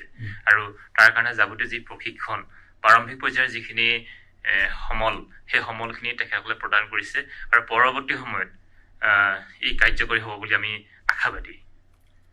ইতিমধ্যে কিন্তু চৰকাৰে কাৰ্যসূচী আৰম্ভ কৰিছে, আৰু ইয়াৰ অংশ হিচাপে অংশকালীন যিসকল দক্ষ ব্যক্তি তেখেতসকলক বিদ্যালয় পৰ্যায়ত মানে নিযুক্তি কৰাৰ এটা ব্যৱস্থা গ্ৰহণ কৰিছে আৰু বহু বিদ্যালয়ত হাইস্কুলবিলাকত ইয়াৰ নিযুক্তি হৈ গৈছে 9-10ৰ পৰা নৱম বা দশম শ্ৰেণীৰ পৰাই যদি আমি কিবা স্কিল সৰু সৰু স্কিল এতিয়া চাইকেলৰ মেকানিক চাইকেল দোকানী এজনে চাইকেল এখন ভাল কৰা টিউবৱেল এটা ভাল কৰা ইলেক্ট্ৰিচিটি সৰু কাম এটা কৰিব পৰা গাঁৱতে তেনেকুৱা যদি কিছুমান দিয়া হয় তেতিয়াতো হয়তো তেওঁলোকে ভৱিষ্যতে এজন প্ৰডাক্টিভ মানুহ হিচাপে কাম কৰিব পাৰিব নিশ্চয় আপুনি কি কয় এইটো বিষয়ে এইটোতো হয় মানৱ সম্পদটো যে এনেকুৱা কথা নহয় যে অকল তত্ত্বগত শিক্ষাৰ মাজেদিয়ে গৈ সকলোৱে যে ACS অফিচাৰ হ'ব IAS হ'ব IPS হ'ব প্ৰশাসনিক বিষয়া হ'ব বা অকল মানে কাগজ কলমৰ কাম কৰিব অফিচৰ কাম কৰিব তেনেকুৱা নহয় যিটো কাৰিকৰী শিক্ষা লাগিব কথা পাতিলো হয় আমাৰ সৈতে ফোন লাইনত উপস্থিত আছে doctor Surajit Borkotoky dean student affairs Dibrugarh বিশ্ববিদ্যালয় ছাৰ আপোনাক আজিৰ অনুষ্ঠানলৈ স্বাগতম জনাইছো হয় হয় হয় ধন্যবাদ মই বাহিৰত আছো গতিকে হয় আপুনি আজি বিষয়টো নিশ্চয় গম পাইছে যে আজি যিটো ওচৰৰ যিটো প্ৰতিবেদন সেই প্ৰতিবেদনটোক লৈ আমি আলোচনা কৰিছো আজি অনুষ্ঠানটোত আৰু ওচৰৰ প্ৰতিবেদনত যিখিনি কথা প্ৰকাশ পাইছে সেইখিনি কথা হয়তো আপুনি ইতিমধ্যে অৱগত হৈছে আৰু এতিয়া আপুনি প্ৰথমে এই গোটেই ৰিপৰ্টটোৰ ওপৰত বা এই গোটেই প্ৰতিবেদনটোৰ ওপৰত আপুনি প্ৰথমে কি ক'ব বিচাৰে প্ৰতিবেদনটো আচলতে এইটো এটা খুব ভাল কথা হৈছে আচলতে এনেকুৱা ধৰণৰ এটা প্ৰতিবেদন তৈয়াৰ কৰাৰ কাৰণে মই তেওঁলোকক ধন্যবাদ জনাইছো আৰু যিহেতুকে এইটো এটা চলি আহিছে আজি অলপ দিনৰ পৰা এনেকুৱা ধৰণৰ প্ৰতিবেদন গতিকে ইয়াতে যিখিনি মানে প্ৰতিবেদনত যিখিনি কথা কোৱা হৈছে ফুলমূলকৈ যিখিনি কথা কোৱা হৈছে যে যোৱাবাৰ 2017 হ'বলা ইয়াৰ আগৰবাৰ কৰিছিলে এনেকুৱা কিবা এটা মই শুনিছিলো যে তাতকৈ কিছু পৰিমাণে কিছু ক্ষেত্ৰত মানে অগ্ৰগতি লাভ কৰিছে কিন্তু যদি অকল মানে 17ৰ কথা বাদ দি যদি প্ৰতিবেদনখনত আমি চাবলৈ যাওঁ যে আগৰ কথা বাদ দি কেৱল প্ৰতিবেদনখনত যদি আমি লক্ষ্য কৰো কিন্তু কথাবোৰ বা ৰিপৰ্ট বিলাক বৰ বেছি মানে আমাৰ কাৰণে ভাল লগা ধৰণৰ নহয় এতিয়া ক্লাছ 10ৰ ছাত্ৰ বা ছাত্ৰী এগৰাকীক ডিভিজনৰ কথা সোধা হৈছে আৰু তাৰে খুব কম সংখ্যকেহে অংকৰ মানে বেছিক যিবিলাক নিউমেৰেচি সেইবিলাকৰ বিষয়ে খুব কম সংখ্যকেহে উত্তৰ দিব সক্ষম হৈছে গতিকে এইবিলাকেই যদি চলি থাকে আমাৰ শিক্ষাৰ অৱস্থাটো মানে এটা মানে নিগেটিভ ঋণাত্মক দিশ এটা মানে দাঙি ধৰে বুলি মোৰ অনুভৱ হয় আৰু আমাৰ আচলতে কৰিবলগীয়া বহুত আছে মই এইটো কথা নকওঁ যে মই পেছিমিষ্টিক নহয় কিন্তু আমাৰ কৰিবলগীয়া বহুত আছে আৰু এই ৰিপৰ্টটো বা প্ৰতিবেদনখনৰ পৰা আমি গম পাইছো যে আমি ক'ত আছো আচলতে ধৰক যিবিলাক পশ্চিমীয়া দেশ বা আমাৰ যিবিলাক উন্নত দেশ সেই উন্নত দেশবিলাকৰ শিক্ষা ব্যৱস্থাটোৰ লগত আমি যদি তুলনা কৰিবলৈ যাওঁ আমাৰ শিক্ষা ব্যৱস্থাৰ বৰ্তমান যিটো পৰ্যায় সেই পৰ্যায়টোৰ বিষয়ে আমি কিছু কথা এই প্ৰতিবেদনখনৰ পৰা গম পাবলৈ সক্ষম হৈছো হয় এতিয়া যদি আমি অসমৰ কামৰূপ ৰুৰেলত তেওঁলোকে সমীক্ষাটো চলাইছিলে আমাৰ অসমত তাত যিটো ওলাইছে তাৰ যিটো ৰিপৰ্ট যে youth who can read at least standard 2 level text তাতে 14ৰ পৰা 16 বছৰৰ ল'ৰাৰ ক্ষেত্ৰত 49.1% পঢ়িব পাৰিছে 14ৰ পৰা 18 বছৰ বয়সৰ ল'ৰা ছোৱালীয়ে দ্বিতীয় শ্ৰেণী পৰ্যায়ৰ টেক্সটটো কেৱল মাত্ৰ 49.1% ষ্টুডেণ্ট পুৰুষ আৰু 50 আৰু মহিলাৰ ক্ষেত্ৰত বা ছোৱালীৰ ক্ষেত্ৰত 62.7% পঢ়িব পাৰিছে এতিয়া আমাৰ কাৰণে চিন্তনীয় বিষয়টো হৈছে যে নৱম শ্ৰেণীৰ এজন ছাত্ৰ বা ছাত্ৰীয়ে বা এগৰাকী ল'ৰা বা ছোৱালীয়ে যদি দ্বিতীয় শ্ৰেণী পৰ্যায়ৰ টেক্সটখিনি ভাল ধৰণে পঢ়িব পৰা নাই তেতিয়া আপোনাৰ মতে সেইখিনি যিখিনি আমাৰ মানে হিউমেন ৰিচোৰ্চ বা যিখিনি এতিয়া মানুহ আছে 14 বছৰৰ পৰা 18 বছৰ সেইখিনি ভৱিষ্যতে লৈ পেলাই আমি কেনেধৰণে চিন্তনীয় হোৱা আচলতে প্ৰয়োজন আমাৰ সমাজখনৰ কাৰণে খুব সংকটজনক মই সেইটো কথাই আচলতে ক'ব খুজিছো যে ইয়াৰ আগৰ প্ৰতিবেদনতকৈ কোৱা হৈছে যে নতুন যিটো প্ৰতিবেদন একেবাৰে লেটেষ্ট যিটো প্ৰতিবেদন তাত অৱস্থা উন্নত হৈছে বুলি কৈছে কিন্তু অৱস্থা উন্নত হোৱাৰ পাছত যদি নৱম বা দশমৰ ল'ৰা ছোৱালীয়ে এই এটা সাধাৰণ টেক্সট ইংৰাজী টেক্সট এটা পঢ়িব শুদ্ধকৈ পঢ়িব পৰা নাই সেইটো আমাৰ কাৰণে যথেষ্ট এলাৰ্মিং আমাৰ কাৰণে যথেষ্ট উদ্বেগজনক আৰু অকল পঢ়াৰ কথাই নহয় তাৰ পাছত আকৌ কথাটো আছে যে সেই পঢ়াটো বুজিব কিমানে পাৰিছে যে কোনোবাই হয়তো জোটাই কিবা এটা কথা পঢ়ি দিছে কিন্তু পঢ়া তাৰ ভাৱাৰ্থটো কিমানজনে বুজি পাইছে সেইটো এটা কথা মানে মূল এইটো এটা চিন্তাজনক কথা এইকাৰণেই হৈছে যে এতিয়া ধৰক আমাৰ ৰাষ্ট্ৰীয় শিক্ষা নীতিও কৈছে যে বেচিক নিউমাৰেচি আৰু লেংগুৱেজ প্ৰফিচিয়েঞ্চি বা মানে লিটাৰেচি সেইটোৰ ওপৰত গুৰুত্ব দিয়াৰ কথা কৈছে কিন্তু আমি যদি ধৰক আমাৰ যিটো উদ্বেগজনক তথ্য আমি পাইছো তাৰ পৰাতো দেখা গৈছে যে আমি আচলতে মানে এইবিলাক বিষয়ত আৰু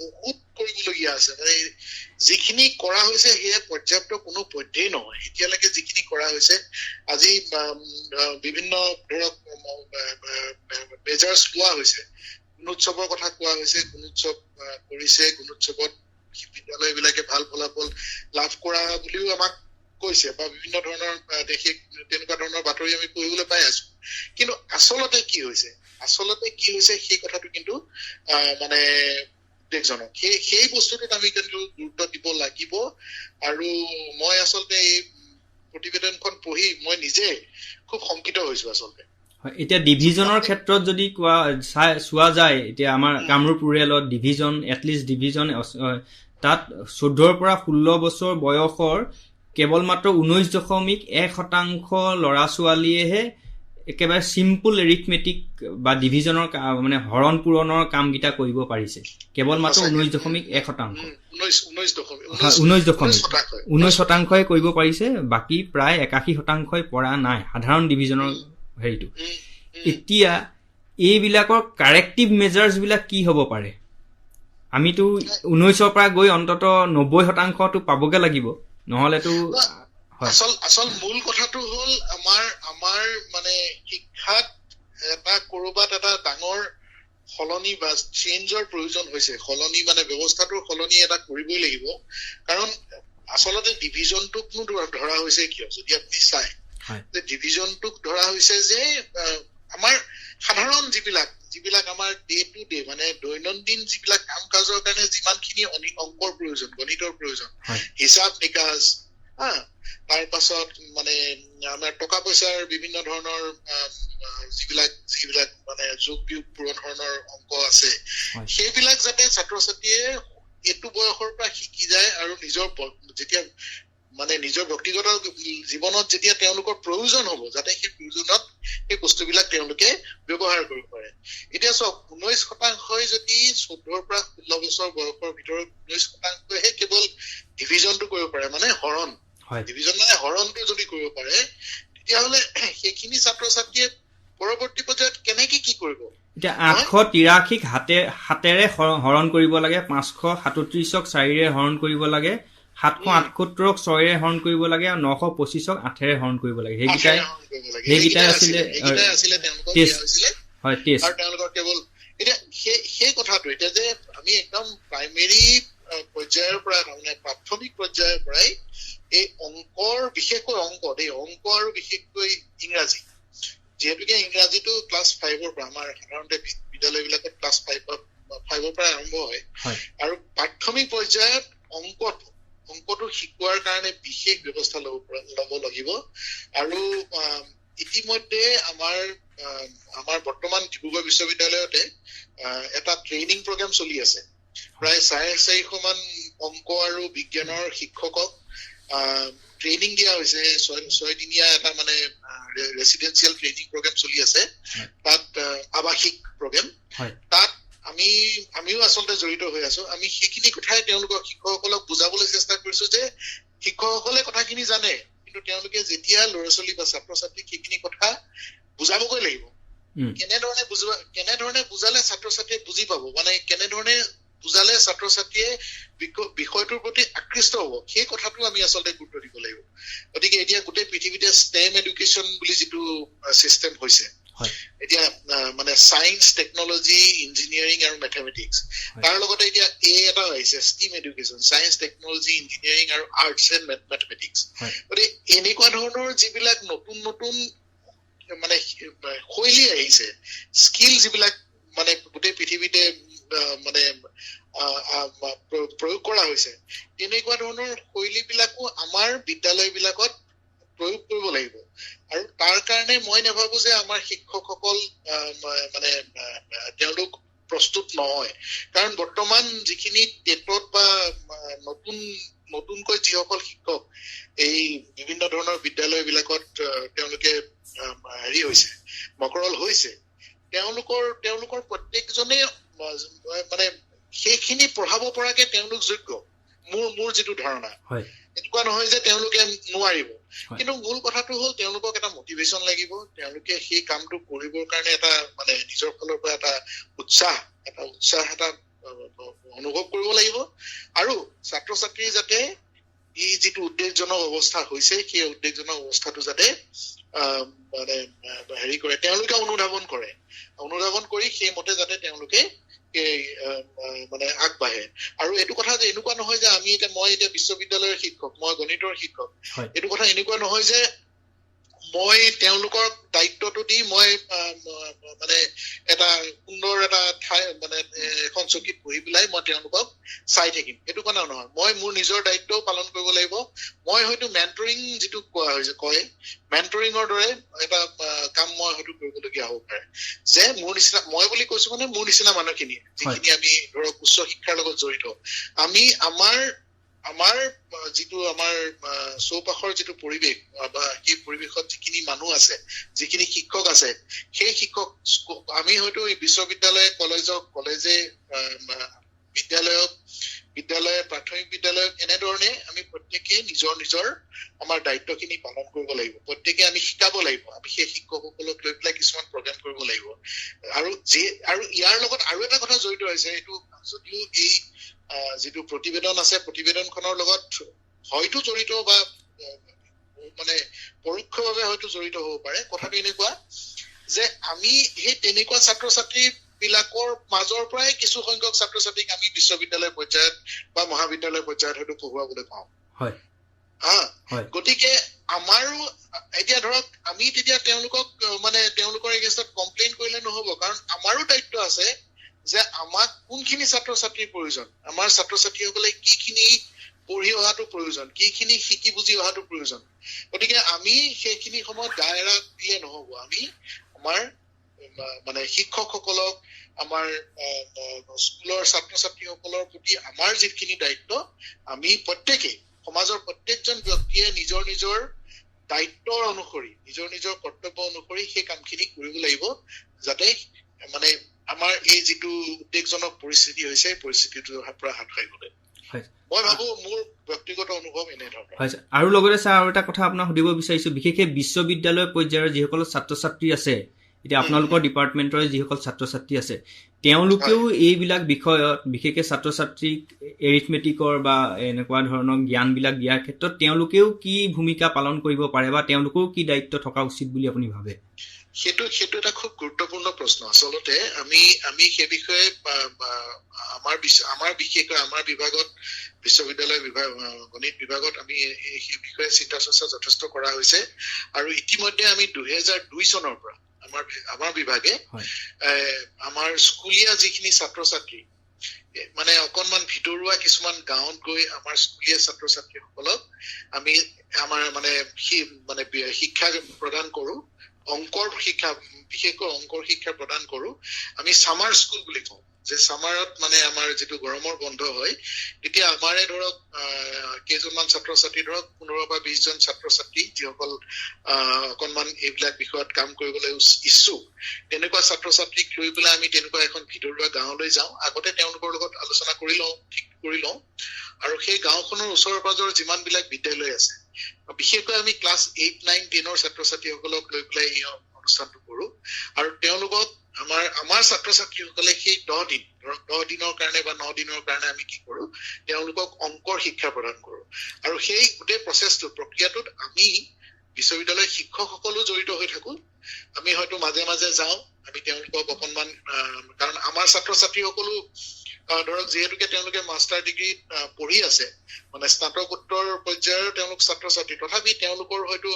অভিজ্ঞতাৰ অভাৱ সেই অভিজ্ঞতাৰ আমাৰ নিজৰ যিখিনি অভিজ্ঞতা সেই অভিজ্ঞতাখিনিয়ে তেওঁলোকক অকণমান আমি শিকাই বুজাই লওঁ যাতে তেওঁলোকে এই বিদ্যালয়ৰ ছাত্ৰ ছাত্ৰীসকলক কিছু পৰিমাণে শিক্ষা প্ৰদান কৰিব পাৰে গতিকে এই প্ৰক্ৰিয়াটো আমি চলাই আছো আৰু আপুনি যিটো কৈছে হয় আৰু সেই প্ৰক্ৰিয়াটো অকল আমাৰ বিশ্ববিদ্যালয়ৰ গণিত বিভাগেই চলাই আছে আচলতে ইয়াক অলপমান ব্যাপক পৰিসৰত হয়তো বিভিন্ন কলেজ বিলাকেও এইটো হয়তো তেনেকুৱা কৰিব পাৰে হয় প্ৰসাৰ কৰাৰ মানে প্ৰয়োজনীয়তা আছে যদি মহাবিদ্যালয় পৰ্যায়তো এইটো কাম কৰিব পৰা যায় বিভিন্ন মহাবিদ্যালয়ে যদি স্কুলবিলাক তেনেকুৱাকে ল'ব পাৰে মহাবিদ্যালয়ৰ শিক্ষক আৰু ছাত্ৰ ছাত্ৰীসকলে যদি গৈ পেলাই তেনেকুৱা স্কুলত অলপমান পঢ়ুৱাৰ এটা পৰিৱেশ তৈয়াৰ কৰে তেতিয়া হয়তো এই অকল বিদ্যালয়ৰ শিক্ষকসকলৰ ওপৰত যিটো প্ৰেছাৰ সেই প্ৰেছাৰটো অলপমান হয়তো কম হ'ব আৰু আমি ফলাফল আমি কিন্তু আমাৰ প্ৰগ্ৰেমটোৰ পৰা 2002 চনৰ পৰা যিটো প্ৰগ্ৰেম হৈছে আমি তাত কিন্তু খুব ভাল ফলাফলেই এতিয়ালৈকে লাভ কৰিছো এনেকুৱা আমি ছাত্ৰ ছাত্ৰী পাইছো যি সেই 9-10ত আমাৰ প্ৰগ্ৰেমটোৰ জৰিয়তে তেওঁলোকে গণিতৰ শিক্ষা লাভ কৰিছিল তাৰ পাছত পৰৱৰ্তী পৰ্যায়ত বিশ্ববিদ্যালয়ৰ পৰ্যায়ত তেওঁলোকে আমাৰ ছাত্ৰ ছাত্ৰী হৈছেহি আকৌ তেওঁলোকে গৈ পেলাই অন্যান্য তেনেকুৱা ধৰণৰ ভিতৰুৱা ঠাইত গৈ তেওঁলোকে আকৌ পঢ়ুৱাইছে নতুন ছাত্ৰ ছাত্ৰীক আৰু পৰৱৰ্তী পৰ্যায়ত তাৰে দুই এজনে আমাৰ কলেজত মহাবিদ্যালয়ত তেওঁলোকে শিক্ষকৰ চাকৰি লাভ কৰিবলৈ সক্ষম হৈছে হয় ছাৰ আৰু এটা ছাৰ কথা সুধিব বিচাৰিছো বিশেষকৈ এই ৰিপৰ্টটোতে প্ৰকাশ পাইছে যে বাণিজ্য কলা আৰু বিজ্ঞান এই শাখাকেইটাত কিমান শতাংশ ছাত্ৰ ছাত্ৰীয়ে পঢ়া শুনা কৰিছে তাতে 54% কলা বিভাগত 33.7% বিজ্ঞানত আৰু 9.3% বাণিজ্য শাখাত নামভৰ্তি কৰিছে এতিয়া আমি যদি তুলনা কৰো বাণিজ্য শাখাত এনৰোলমেণ্টটো একেবাৰে কম এইটো কি কাৰণে হ'ব পাৰে বা এইটোত যিটো বুনিয়াদী শিক্ষাৰ যিটো কথা আছে সেইটোৰ কিবা সম্পৰ্ক আছে নেকি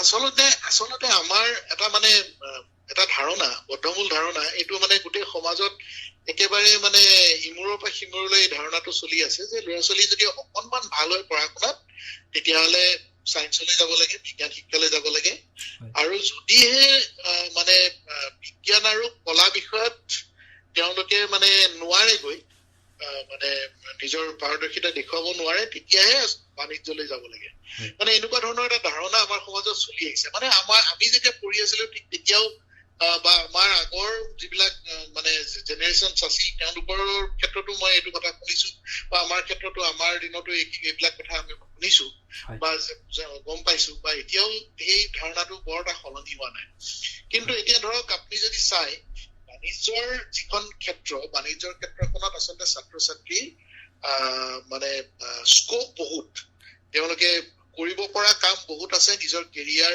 তৈয়াৰ কৰিবৰ কাৰণে বহুত বেছি সুযোগ আছে কিন্তু আমাৰ ছাত্ৰ ছাত্ৰীসকলক সেই সুযোগৰ বিষয়ে তেওঁলোকক আমাৰ জনোৱাৰ হয়তো যিমানটো আমি জনাব লাগিছিলে সেই জনাব পৰা নাই আৰু এতিয়া ধৰক বিজ্ঞানৰ ক্ষেত্ৰতো সেইটোৱেই যে যদি ছাত্ৰ ছাত্ৰীয়ে মানে পঢ়া শুনাত বৰ এটা ভাল পাৰদৰ্শিতা নকৰে তেতিয়াহ'লে বিজ্ঞানত নাযায় বিজ্ঞানৰ পিছতে কলালৈ যায় মানে সেইকাৰণে কলা বিষয়ত আটাইতকৈ বেছি কলাৰ বিষয়ত আটাইতকৈ বেছি যিহেতুকে মানে যিসকলে বিজ্ঞান ভাল নাপায় বা বিজ্ঞানত ভাল পাৰদৰ্শিতা দেখুৱাব নোৱাৰে তেওঁলোকে ফাৰ্ষ্ট চইচটো হ'ল কলা বাণিজ্য নহয় তাৰপিছত কলাত যেতিয়া আটাইবিলাক শেষ হৈ যায় কলাৰ বিষয়ত যেতিয়া ল'ৰা ছোৱালী বিলাকৰ মানে ইনভলভমেণ্ট বা এনৰোলমেণ্টটো শেষ হয় তাৰ পাছত যিসকলে কলাত নাপায় তেওঁলোকে বহু ক্ষেত্ৰত আহি পেলাই বাণিজ্যত মানে এইটো এটা কমন এইটো এটা জেনেৰেল মানে সাধাৰণীকৰণ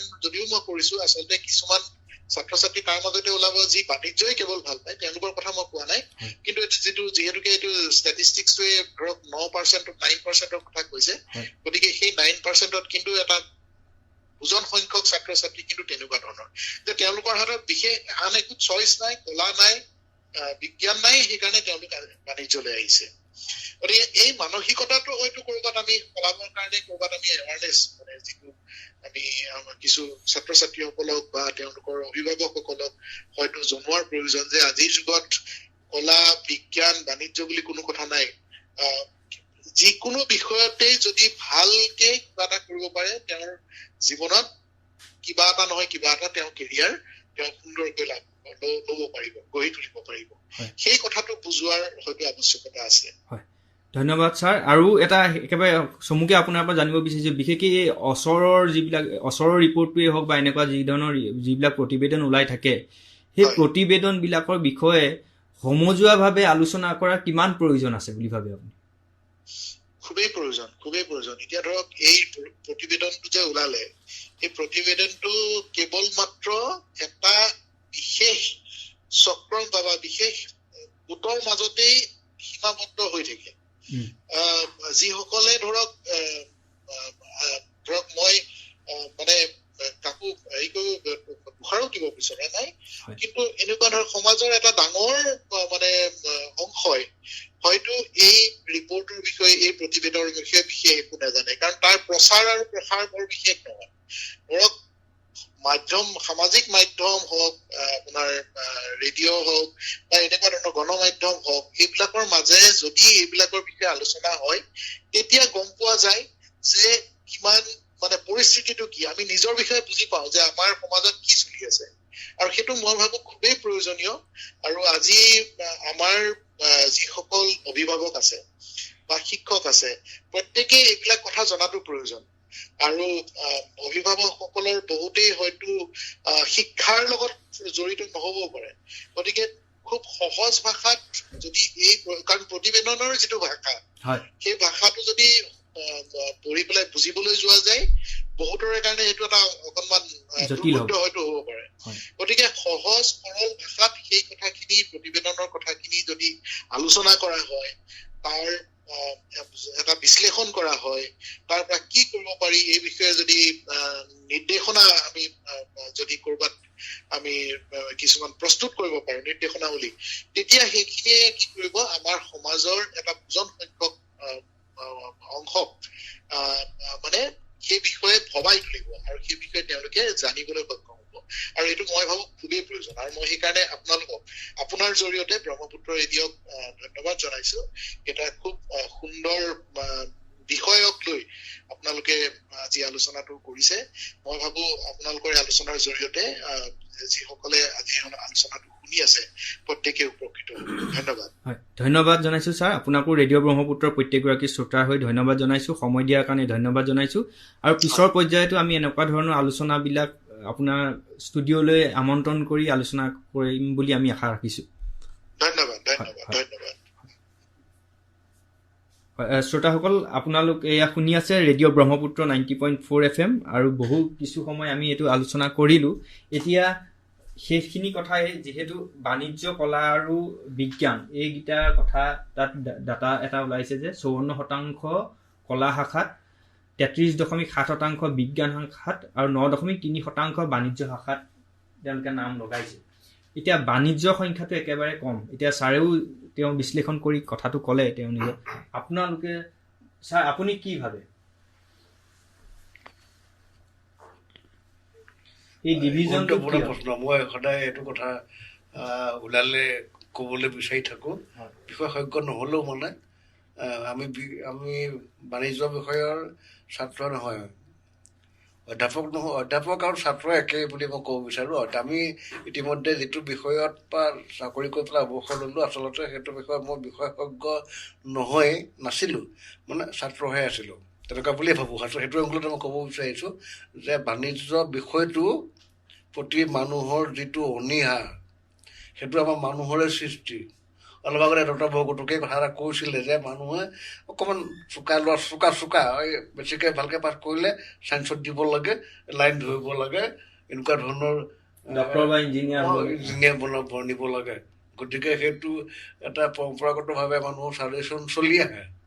গতিকে গাঁৱৰ পৰা খুব মেধাসম্পন্ন ছাত্ৰ ছাত্ৰীও তেনেকুৱা ধৰণে ছায়েন্সত গৈ পেলাই পিছত আচলতে আকৌ বেলেগ এফালে টাৰ্ণিং লয়। মই ভাল শিক্ষিত মানুহৰ, ভাল ধনী মানুহৰ, ভালকৈ মেট্ৰিক পাছ কৰি যোৱা ল'ৰা ছোৱালীয়ে ছায়েন্স পঢ়াৰ পিছত আৰু তেতিয়াই লক্ষ্য নিৰ্ধাৰণ কৰা, বোলে মই অসমীয়াত পঢ়িম বুলি লক্ষ্য নিৰ্ধাৰণ কৰা ল'ৰা ছোৱালী দেখিছোঁ, আৰু এতিয়াও তেনেকুৱা ধৰণৰ আমি বহুত দেখোঁ।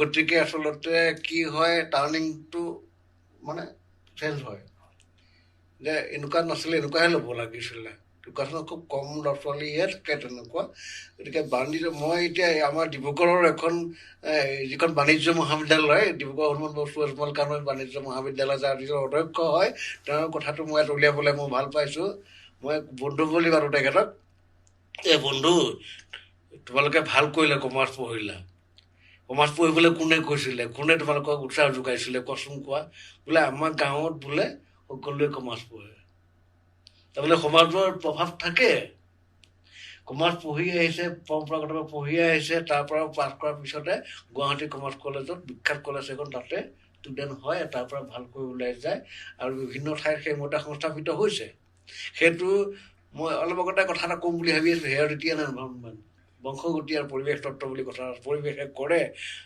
গতিকে পৰিৱেশৰ ওপৰতে বহুত কথা নিৰ্ভৰ কৰে আচলতে গতিকে বাণিজ্য বিষয়টো এনেকুৱা ধৰণৰ উঠি অহা ছাবজেক্ট মানুহে গমহে পোৱা নাই এতিয়া যদি আমি চাওঁ পৃথিৱীৰ ধনী বা আমাৰ ভাৰতৰ যিকেইজন ধনী মানুহ আছে তেওঁলোকটোতো বাণিজ্যক লৈয়ে ধনী হয় বাণিজ্যে বসতি লক্ষ্মী বুলি তেওঁলোকৰ ক্ষেত্ৰতে এজন প্ৰযোজ্য হয় তেনেকুৱা তথাপিতো আমাৰ বাণিজ্যৰ প্ৰতি অনীহাটো কি কাৰণ একচুৱেলি সেইখিনিতে ভুলটো সেইটো ভুল হ'ল আচলতে পৰিৱেশে কৰিছে তেওঁলোকক বিজ্ঞানৰ ফালে অহা ৰাস্তাটোৱে একচুৱেলি কোনো দেখা নিদিলে জাগৰণটো কম আছে সজাগতা বাণিজ্য শিক্ষা লৈ পেলাই সজাগতাটো মানুহৰ যিটো আমি চিকিৎসক অভিযন্তা এইকেইটা হয়তো কেইটামান বিষয়ক লৈ আমি সজাগ কিন্তু তাৰ বাহিৰে বাণিজ্যত যিটো চাৰ্টাৰ্ড একাউণ্টৰ পৰা আৰম্ভ কৰি মেনেজাৰৰ পৰা আৰম্ভ কৰি বিভিন্ন ধৰণৰ যিবিলাক আছে সেইবিলাকৰ প্ৰতি হয়তো আমি সজাগ নহয় যিবিলাক ডেজিগনেশ্যন আছে অলপ আগতে এবছৰমানৰ আগতে এখন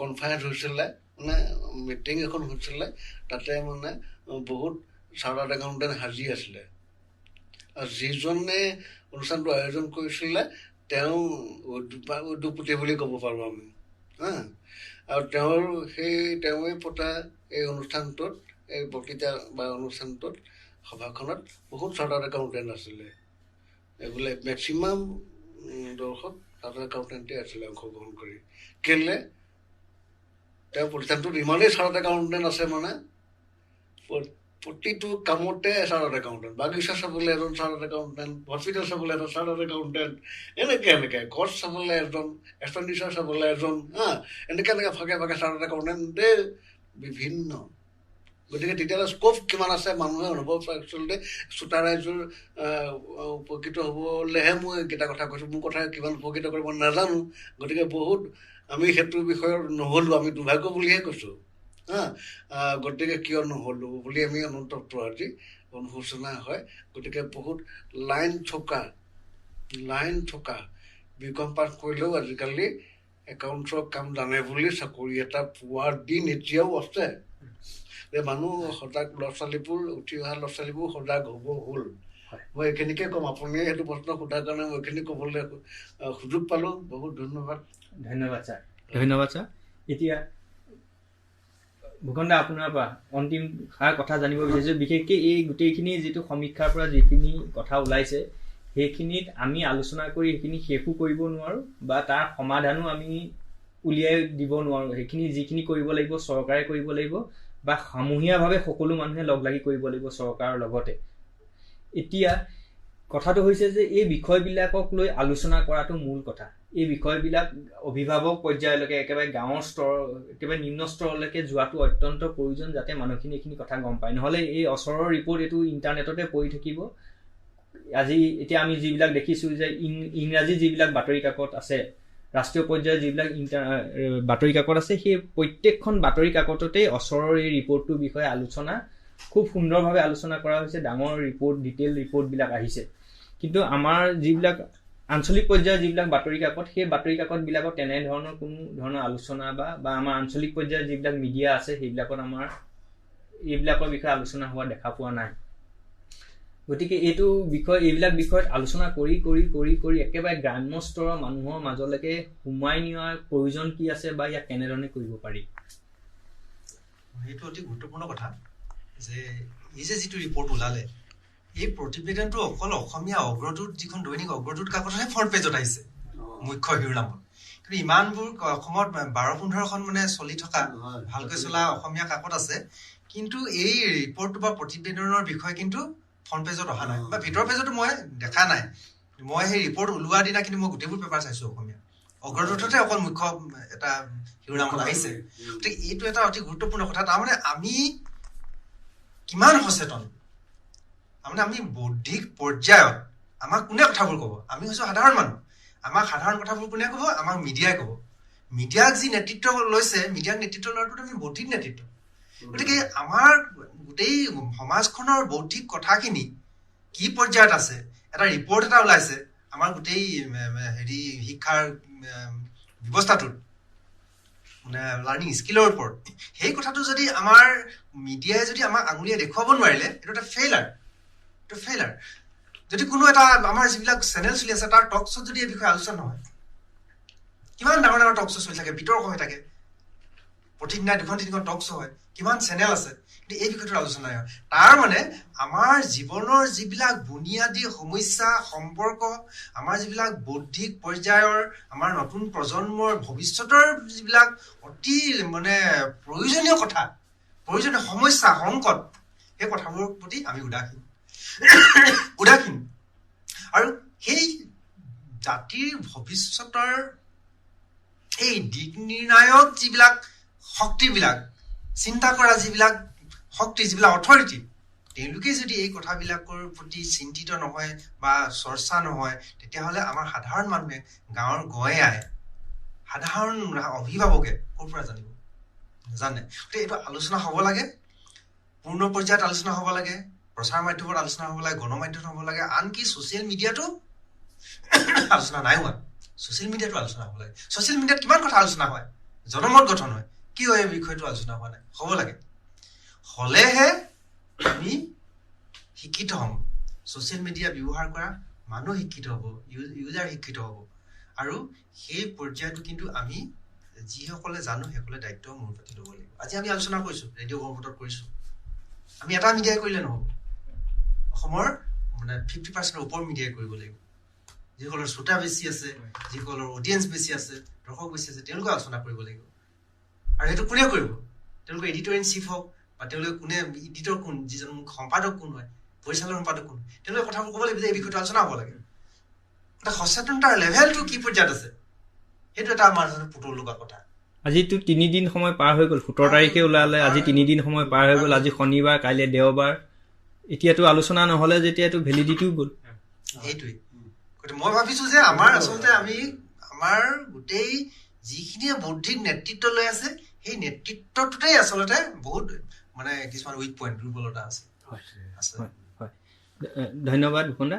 এতিয়া আপোনাৰ পৰা জানিব বিচাৰিছোঁ, এতিয়া শিক্ষক পৰ্যায়ত এতিয়া একেই আলোচনা কৰা বিষয়টো, এতিয়া শিক্ষকসকলৰ পৰ্যায়ত এইখিনি কথা আলোচনা হোৱাটো কিয় প্ৰয়োজন, আৰু এই যিখিনি ডাটা ইতিমধ্যে প্ৰকাশ পাইছে সেইখিনিক লৈ পৰৱৰ্তী পৰ্যায়ত কি কৰিব পৰা যায় শিক্ষক পৰ্যায়ত? আচলতে শিক্ষক পৰ্যায়ত ইয়াৰ আলোচনা অত্যন্ত প্ৰয়োজনীয় বুলি ভাবোঁ। আৰু যিহেতু যি উদ্বেগজনক এই তথ্য আমি পাইছোঁ, আৰু সেই উদ্বেগজনক তথ্য ক'ৰ পৰা গৈছে? আমাৰ পৰা গৈছে। বিশেষকৈ শিক্ষকসকল, বিশেষকৈ ছাত্ৰ ছাত্ৰীৰ শৈক্ষিক উত্তৰণৰ সৈতে জড়িত আছে প্ৰত্যক্ষভাৱে। আৰু গতিকে তেখেতসকলৰ যি দক্ষতা, সেই দক্ষতাক লৈও ধৰক আমাৰ দক্ষতাক লৈও হয়তো কোনোবাই প্ৰশ্ন কৰিব পাৰে। গতিকে আমাৰ সমস্যাসমূহ আমাৰ পৰ্যায়ত, আমাৰ শিক্ষকসকলৰ যি মজিয়া আছে, যিসমূহ স্থল আছে, শৈক্ষিক আলোচনা কৰা স্থল আছে, সেইসমূহত কিন্তু পুংখানুপুংখভাৱে আলোচনা কৰিব লাগিব। আৰু তেতিয়াহে পৰৱৰ্তী সময়ত এই যিটো আহুৱা হৈছে, এই আহুৱাটোত নিৰ্মূল কৰাৰ যি প্ৰচেষ্টা, সেই প্ৰচেষ্টা কিন্তু হাতত ল'ব লাগিব। অকল আলোচনা কৰিলেই নহ'ব, ইয়াক আমি কেনেদৰে নিবাৰণ কৰিব পৰা যায় বা নিৰ্মূল কৰিব পৰা যায়, সেই কথাখিনি কিন্তু আমি ইতিবাচকভাৱে আলোচনা কৰিব লাগিব। আৰু ইয়াত নেতিবাচক ধাৰণাটো কিন্তু আমি ল'ব নালাগিব, ইয়াক আঁতৰাই পেলাব লাগিব। আৰু পৰৱৰ্তী পৰ্যায়ত যাতে আমি সফল হ'ব পৰা এক পৰিকল্পনা, দীৰ্ঘম্যাদী পৰিকল্পনা কিন্তু আমি প্ৰস্তুত কৰি তুলিব লাগিব। ধন্যবাদ জনাইছোঁ। আমি প্ৰায় 1 ঘণ্টা 45 মিনিট সময় এই বিষয়ে আলোচনা কৰিলোঁ, আৰু যথেষ্টখিনি কথা ওলাই আহিছে। আৰু আমিও আশা ৰাখিছোঁ যে এনেকুৱা যিবিলাক প্ৰতিবেদন আছে, সেই প্ৰতিবেদনবিলাকক পজিটিভলি লয়, মানে সকলোৱে যদি ধনাত্মক হিচাপে লয়, ঋণাত্মক হিচাপে নলয়, এইটো সমালোচনা বুলি নলৈ যদি ইয়াক আমি ৰেক্টিফিকেশ্যনৰ কাৰণে বা আমাৰ শুধৰণীকৰণৰ কাৰণে যদি আমি ইয়াক ব্যৱহাৰ কৰিব পাৰোঁ তেতিয়া গোটেই সমাজখনৰ কাৰণে ভাল। আৰু আমাৰ ওপৰত এটা আলোচনা হৈছে বা আমাৰ ওপৰত এটা সমীক্ষা চলোৱা হৈছে আৰু সেই সমীক্ষাটোৰ বিষয়ে যদি আমি নিজেই নাজানো আৰু সেইটোৰ বিষয়ে ৰেক্টিফিকেশ্যনটো যদি আমি নিজেই নলওঁ তেন্তে ল'বগৈ কোনে? আৰু আলোচনাই যদি নহয়, এনেকুৱা ধৰণৰ কথাবিলাক যদি আলোচনাই নহয় তেন্তে মিডিয়াত বা এনেকুৱা গণমাধ্যমত কোনবিলাক বিষয়ে আলোচনা হ'ব? এতিয়া সেইটো এটা অত্যন্ত গুৰুত্বপূৰ্ণ আৰু ৰেডিঅ' ব্ৰহ্মপুত্ৰ একেবাৰে সীমিত এখিনি মানুহক আমি সামৰি ল'ব পাৰোঁ, কিন্তু তাতকৈও অন্যান্য বৃহত্তৰ মিডিয়া গোষ্ঠীবিলাক আছে, তেওঁলোকে হয়তো এইবিলাক কথা যদি আলোচনা কৰে তেতিয়া হয়তো মানুহৰ মাজলৈ আৰু বেছিকৈ প্ৰসাৰ হ'ব। আৰু আমিও ভাবোঁ যে আমাৰ যিটো আজি এই অৱস্থা প্ৰকাশ পাইছে সমগ্ৰ ভাৰতৰে, সেই অৱস্থাটো উন্নত হওক, নহ'লে আমি পুনৰ আকৌ 2050 চনতো সেই একেখিনি কথাকে আলোচনা কৰি থাকিবগৈ লাগিব, 2075টো একেখিনি আলোচনা কৰি থাকিব লাগিব, একেখিনি কথাকে আমি আলোচনা কৰি পৰ্যায়ক্ৰমে মানুহবিলাক মানে শেষ হ'বগৈ লাগিব।